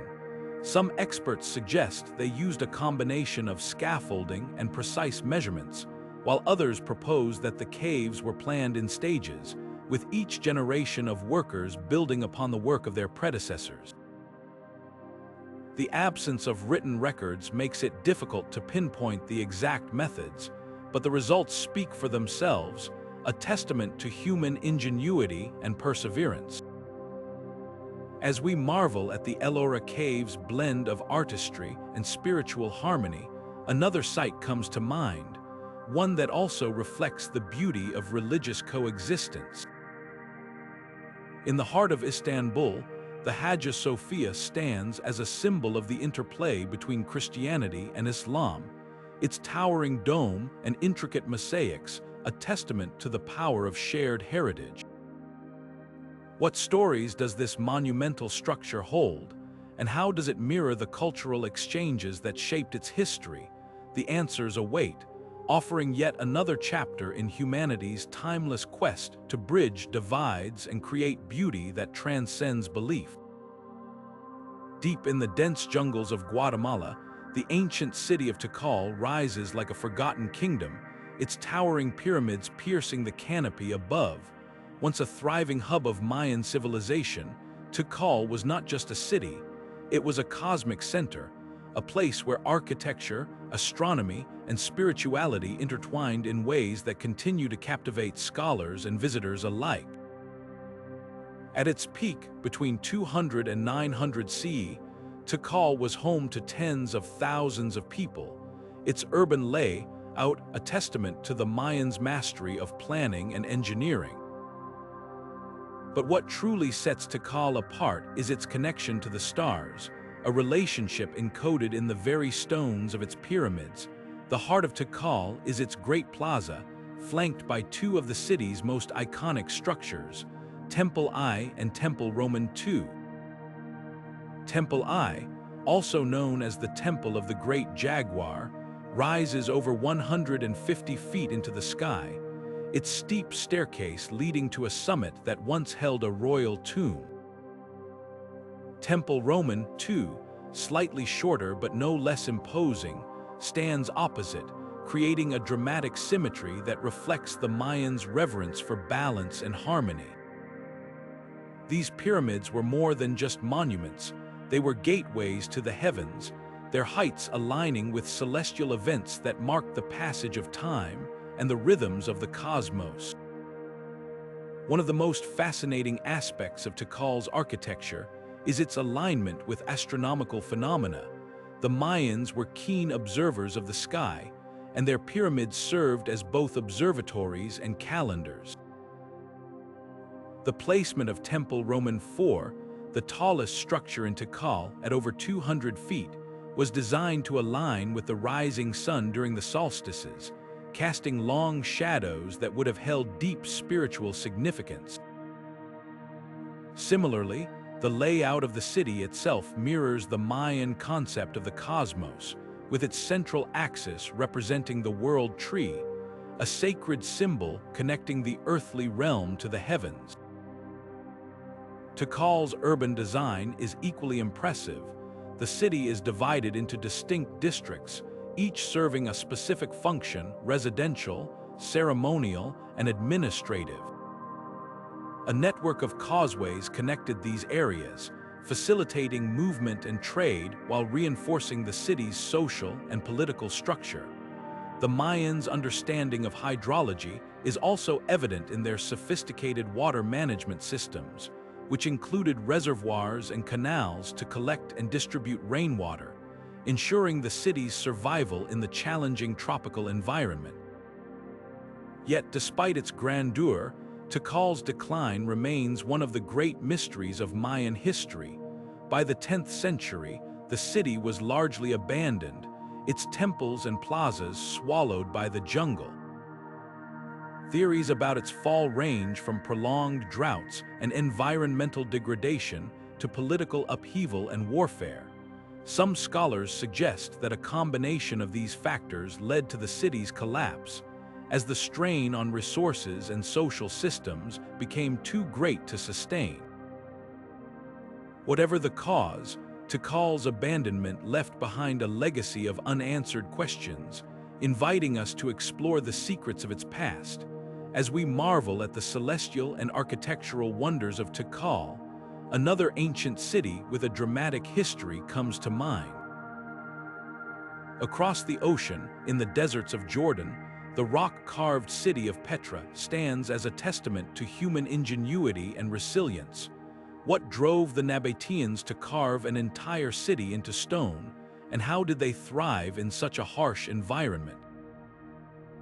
The answers may lie hidden in the rose-red cliffs, waiting to be uncovered. Standing at the crossroads of history and faith, the Hagia Sophia in Istanbul is a monument that defies time and tradition. Originally constructed in the 6th century CE as a Christian cathedral under the Byzantine Emperor Justinian, it later became a mosque during the Ottoman Empire and today stands as a museum. This architectural marvel is not just a building, it's a living chronicle of empires, religions, and human ingenuity. At its heart lies the colossal dome, a feat of engineering that continues to inspire awe. Spanning over 100 feet in diameter and rising nearly 200 feet above the floor, the dome appears to float, its weight seemingly defying gravity. How did ancient architects achieve such a design? The secret lies in a combination of pendentives and semi-domes, which distribute the weight evenly and create the illusion of lightness. This innovation was so groundbreaking that it influenced the design of countless religious structures for centuries to come. The Hagia Sophia's ability to withstand earthquakes for over 1,500 years is another mystery that baffles experts. Located in one of the most seismically active regions in the world, the building has survived numerous tremors with minimal damage. Some researchers attribute its resilience to the use of flexible mortar and lightweight materials, while others point to the precise geometry of its arches and domes, which allow the structure to absorb and dissipate seismic energy. Whatever the reason, the Hagia Sophia stands as a testament to the foresight and skill of its builders, who understood the forces of nature long before modern engineering could explain them. Inside, the Hagia Sophia is a treasure trove of art and symbolism. Its walls are adorned with stunning mosaics depicting Christ, the Virgin Mary, and various saints, each piece a masterpiece of Byzantine artistry.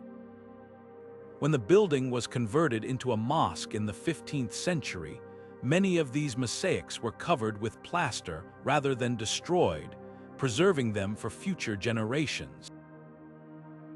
The Ottomans added their own artistic contributions, including intricate calligraphy panels featuring verses from the Quran and the names of Allah and the Prophet Muhammad. This blend of Christian and Islamic art creates a visual dialogue that speaks to the building's unique history, a place where two faiths have left their mark. The Hagia Sophia's role in history is as layered as its art. As the centerpiece of the Byzantine Empire, it was the largest cathedral in the world for nearly 1,000 years, a symbol of Christian devotion and imperial power. After the Ottoman conquest of Constantinople in 1453, it became the blueprint for Islamic architecture, inspiring the design of mosques across the empire. Today, it serves as a bridge between cultures, a reminder of the shared heritage that unites humanity.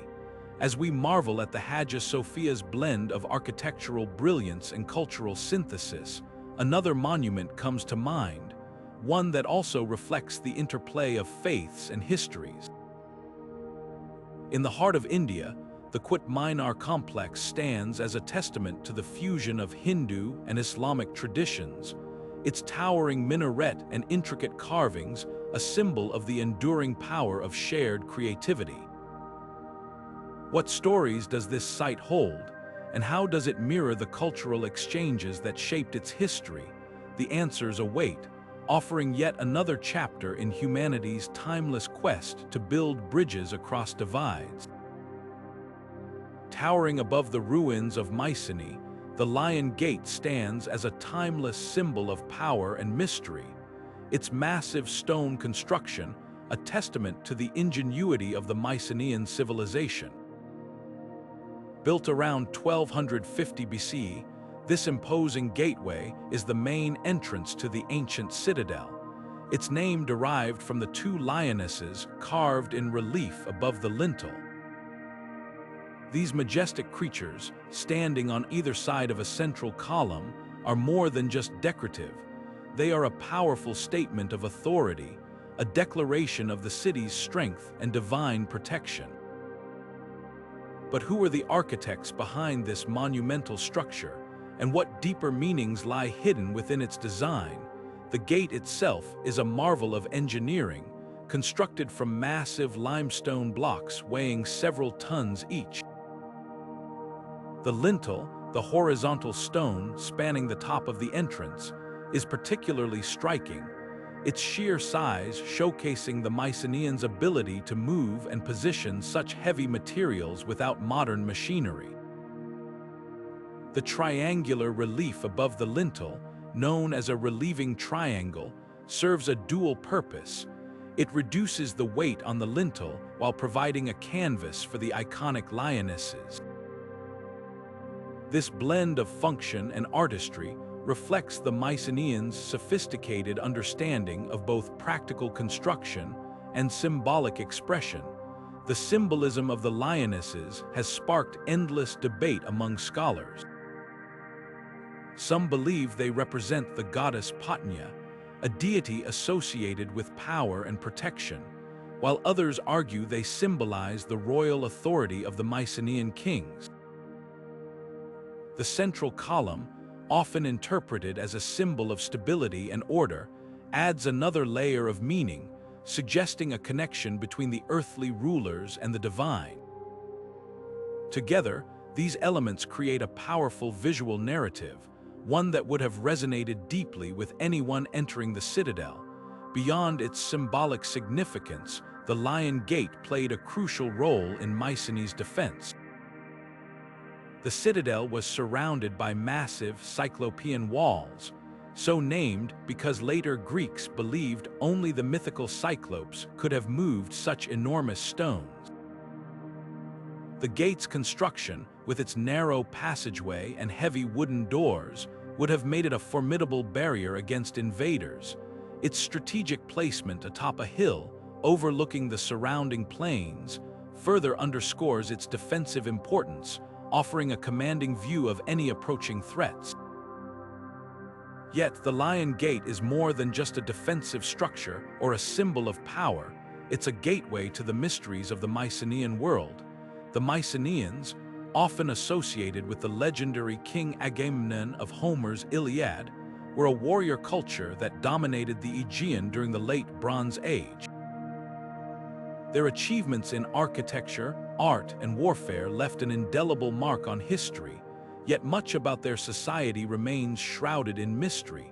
The Lion Gate, with its enigmatic carvings and imposing presence, serves as a reminder of their enduring legacy and the questions that still surround their civilization. As we step through the Lion Gate, another ancient marvel beckons, one that also served as a threshold between worlds. In the heart of the Andes, the Gateway of the Sun at Tiwanaku stands as a testament to the spiritual and astronomical knowledge of its creators. What secrets does this stone portal hold, and how did it shape the beliefs of a civilization long lost to time? The answers may lie in the interplay of myth, astronomy, and the timeless human desire to connect with the divine. Nestled within the lush forests of Maharashtra, India, the Ajanta Caves are a breathtaking testament to the artistry and spirituality of ancient civilizations. Carved into a horseshoe-shaped cliff face, these 30 rock-cut caves date back to the 2nd century BCE, with additions made up to the 6th century CE. Each cave is a masterpiece, blending intricate architecture with vibrant paintings and sculptures that tell the stories of Buddha's life and teachings. But what makes these caves truly extraordinary is their ability to transport visitors into a world where art, faith, and nature converge in perfect harmony. The Ajanta caves are renowned for their stunning frescoes, considered some of the finest examples of ancient Indian painting. These murals, created using natural pigments on a plaster base, depict scenes from the Jataka tales, stories of the Buddha's previous lives, as well as celestial beings, courtly life, and religious rituals. The level of detail is astonishing, from the delicate expressions on the figures' faces to the intricate patterns of their clothing and jewelry. The play of light and shadow in the caves enhances the paintings, creating a sense of depth and movement that feels almost lifelike. Scholars believe these artworks were not merely decorative, but served as visual aids for meditation and teaching, helping devotees connect with the spiritual narratives they portrayed. The cave's rock-cut architecture is equally impressive. Each cave was meticulously carved from the solid basalt rock, with pillars, ceilings, and walls shaped to create halls, chapels, and monastic cells. Cave 1, for instance, features a grand hall with a vaulted ceiling and a central shrine housing a statue of the Buddha. The pillars are adorned with intricate carvings, while the walls are covered in frescoes that seem to come alive in the flickering light of oil lamps. The precision of the carvings and the seamless integration of art and architecture speak to the skill and dedication of the craftsmen, who worked without modern tools or technology. Despite their splendor, the Ajanta caves were mysteriously abandoned around the 7th century. Theories suggest that changes in religious practices or the decline of Buddhism in the region may have contributed to their desertion. Over time, the caves were reclaimed by the jungle, hidden from the world until their rediscovery in 1819 by a British officer during a hunting expedition. This rediscovery unveiled a treasure trove of ancient art and architecture, offering a glimpse into a civilization that had long been forgotten. Experts have long marveled at the artistic techniques used in the Ajanta caves. The paintings, for example, were created using a fresco secco method, where pigments were applied to dry plaster rather than wet, allowing for greater detail and vibrancy. The use of perspective and shading demonstrates an advanced understanding of artistic principles, while the choice of colors derived from minerals and plants reflects a deep connection to the natural world. These techniques not only highlight the artistic prowess of the ancient craftsmen, but also provide valuable insights into the cultural and spiritual values of their time. The Ajanta caves are more than just a historical site. They are a living testament to the power of art and faith to transcend time and space. As we explore their beauty and significance, another marvel of ancient artistry comes to mind. Far to the west, in the deserts of Egypt, the Temple of Hathor at Dendera stands as a beacon of spiritual and artistic achievement. What stories do its walls hold, and how does it reflect the devotion and creativity of its creators? The answers await, offering yet another chapter in humanity's enduring quest to express the divine through art and architecture. Deep in the jungles of southern Mexico, the ruins of Palenque emerge as a testament to the brilliance of Mayan civilization. This ancient city, nestled in the foothills of the Chiapas highlands, is a masterpiece of architecture, astronomy, and artistry. Unlike the sprawling grandeur of Tikal or the towering pyramids of Chichen Itza, Palenque is celebrated for its intricate details, its temples adorned with delicate carvings, its palaces boasting airy courtyards, and its hieroglyphic inscriptions that unlock the stories of its rulers.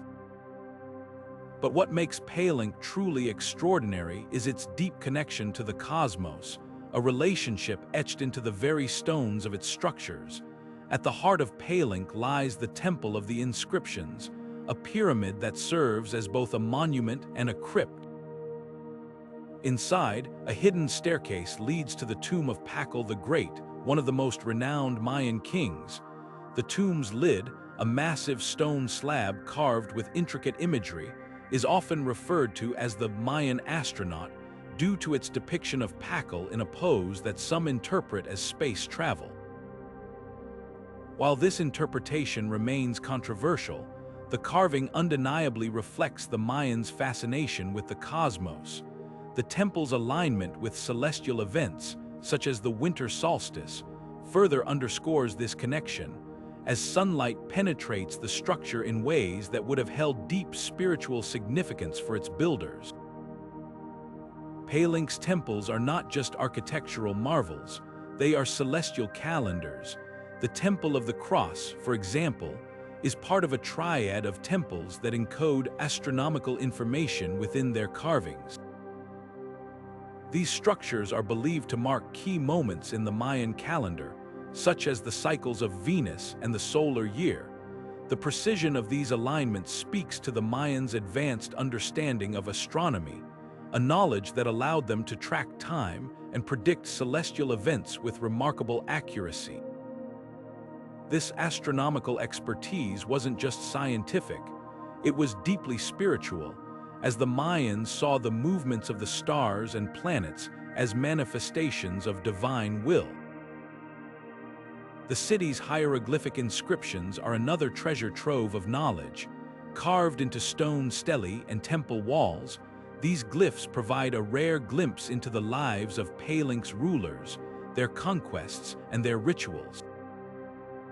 The inscriptions also reveal the city's role as a center of art and learning, where scribes and astronomers worked side by side to document their understanding of the world. Yet, despite this wealth of information, much about Palenque remains shrouded in mystery. Why, for instance, was such a thriving city abandoned around the 9th century CE? Theories range from environmental changes to political upheaval, but the true cause of its decline remains elusive. As we marvel at the beauty and complexity of Palenque, another ancient site with a rich history beckons. Far to the north, in the deserts of New Mexico, the cliff dwellings of Mesa Verde stand as a testament to the ingenuity of the ancestral Pueblones.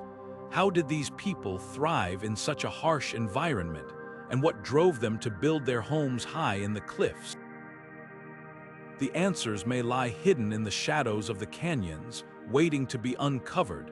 Standing as a crown jewel of Chinese architecture, the Temple of Heaven in Beijing is more than just a structure. It's a bridge between the earthly and the divine. Built during the Ming Dynasty in the early 15th century, this sprawling complex was designed as a sacred space where emperors, known as the Sons of Heaven, would perform rituals to ensure harmony between heaven and earth. Its architectural brilliance lies not only in its beauty, but also in its precise alignment with the cosmos, a testament to the ancient Chinese belief in the interconnectedness of all things. At the heart of the complex is the Hall of Prayer for Good Harvests, a circular building with a triple-tiered roof that seems to reach toward the sky. Its design is deeply symbolic. The circular shape represents heaven, while the square base symbolizes earth, embodying the ancient concept of round heaven and square earth. The hall's construction is a marvel of engineering, built entirely without nails, using interlocking wooden beams that allow the structure to withstand earthquakes. The vibrant blue tiles of the roof, representing the heavens, further emphasize its celestial significance, but it's not just the visual symbolism that captivates, it's the acoustics. The hall's design creates a unique echo effect, amplifying whispers at certain points and producing a sound that seems to resonate with the cosmos. Experts believe this feature was intentional, designed to enhance the spiritual experience of the rituals performed within. Surrounding the hall is the echo wall, a circular wall with remarkable acoustic properties. If two people stand at opposite ends and whisper toward the wall, their voices travel along the curve, allowing them to hear each other clearly. This phenomenon, often described as a whispering gallery, adds another layer of mystery to the site. Some scholars suggest it was meant to symbolize the connection between the emperor and the heavens, allowing his prayers to travel seamlessly to the divine realm. Others believe it was a practical tool for communication during ceremonies, ensuring that instructions could be relayed without disruption. The Temple of Heaven's alignment with celestial events is another striking feature. The complex is arranged along a north-south axis, with key structures positioned to align with the solstices and equinoxes.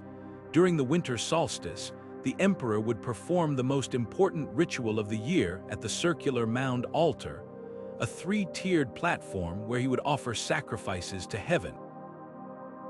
The altar's design is a masterpiece of mathematical precision. Its tiers are constructed in multiples of 9, a number considered sacred in Chinese cosmology. The placement of its steps and balustrades reflects the ancient Chinese calendar, with each element symbolizing a different aspect of the natural world. Despite its grandeur, the Temple of Heaven is not just a relic of the past. It's a living testament to the enduring power of human creativity and spiritual devotion. Today, it stands as a UNESCO World Heritage Site, attracting millions of visitors who come to marvel at its beauty and ponder its mysteries. Yet, as we reflect on the Temple of Heaven's blend of art, science, and spirituality, another ancient marvel comes to mind, one that also embodies the quest to understand the cosmos. In the highlands of Peru, the ancient city of Cusco was designed as a Puma, its streets and temples aligned with the stars to reflect the Inca's deep connection to the heavens. What secrets does this city hold, and how does it mirror the universal human desire to find meaning in the stars? The answers await, offering yet another chapter in humanity's timeless journey to explore the mysteries of the universe. Towering in the fertile Bekaa Valley of Lebanon, the ancient site of Baalbek stands as a testament to both human ambition and the lingering mysteries of the past. At its heart lies the Temple of Jupiter, a colossal Roman structure built upon a platform of some of the largest stone blocks ever used in human history. These blocks, known as the trilithon, each weigh an astonishing 800 to 1,000 tons, with one even tipping the scales at a staggering 1,200 tons. To put that into perspective, that's roughly the weight of 200 adult elephants. How did the Romans, or perhaps an even earlier civilization, move and position such massive stones without the aid of modern machinery? The question has puzzled archaeologists and engineers for centuries, and the answers remain as elusive as the origins of the site itself. Baalbek's history is a tapestry of cultures and eras. While the Romans are credited with constructing the grand temples dedicated to Jupiter, Bacchus, and Venus, evidence suggests that the site was sacred long before their arrival. Some researchers propose that the massive stone platform predates the Roman Empire, possibly built by an earlier civilization like the Phoenicians or even a culture lost to time. The sheer scale of the stones hints at a level of engineering knowledge that challenges our understanding of ancient capabilities. Theories about their transportation range from the use of wooden rollers and counterweights to more speculative ideas involving lost technologies or even extraterrestrial intervention. Yet, despite these theories, no definitive explanation fully accounts for the precision and effort involved in such a monumental task. The site's alignment with celestial events adds another layer of intrigue. Like many ancient structures, Baalbek's temples are oriented to reflect the movements of the sun and stars. During the summer solstice, the sun rises directly over the temple of Jupiter, bathing its columns in golden light. This alignment suggests that the site was not only a place of worship, but also a cosmic observatory, a space where the divine and the natural worlds intersected. The Romans, known for their ability to integrate and build upon the traditions of the cultures they encountered, may have inherited this celestial knowledge from the site's earlier inhabitants, weaving it into their own religious practices. Baalbek's enduring mysteries invite us to reflect on the broader questions surrounding ancient marvels. How did civilizations separated by time and geography achieve such extraordinary feats of engineering and artistry? What knowledge have we lost, and what secrets remain buried beneath the stones of these ancient sites?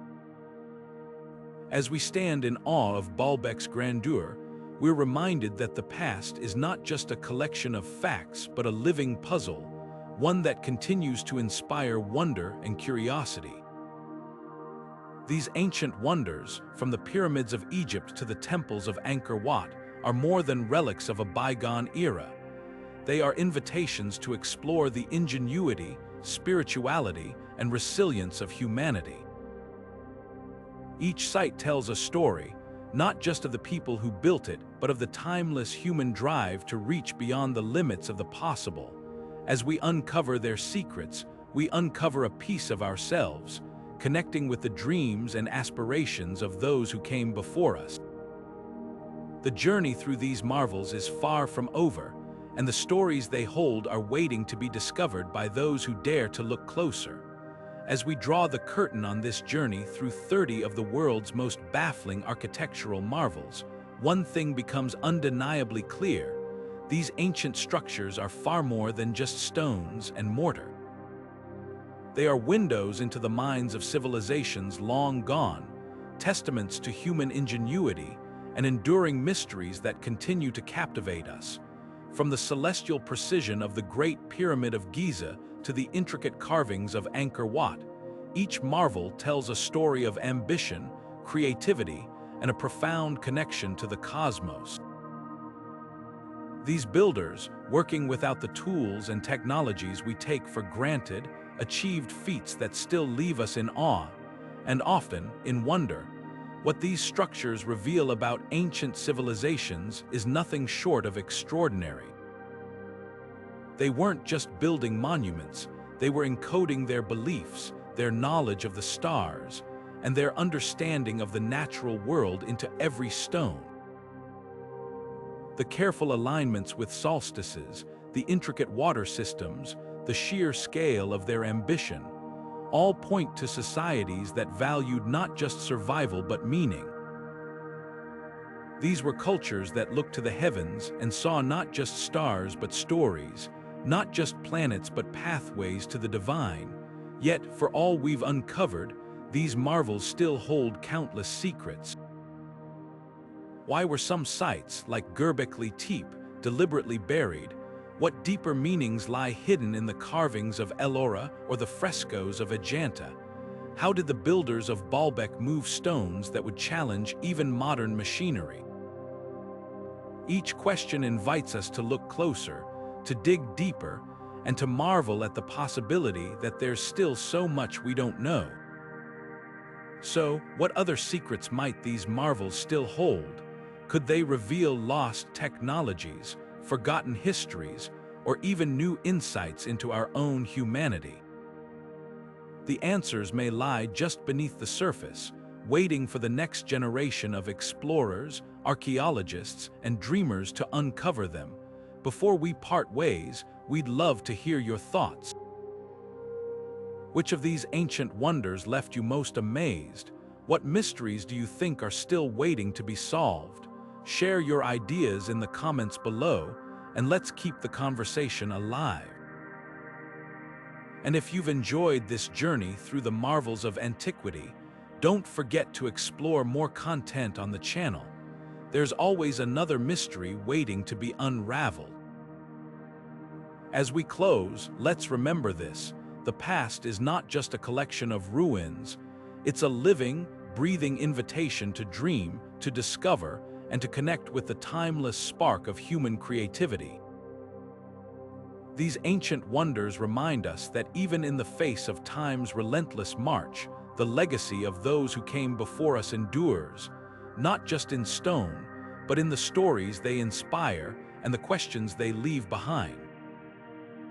The marvels of antiquity aren't just relics of the past, they're beacons, guiding us toward a future where curiosity and wonder still light the way. Until next time, keep exploring, keep questioning, and never stop marveling at the mysteries of our world.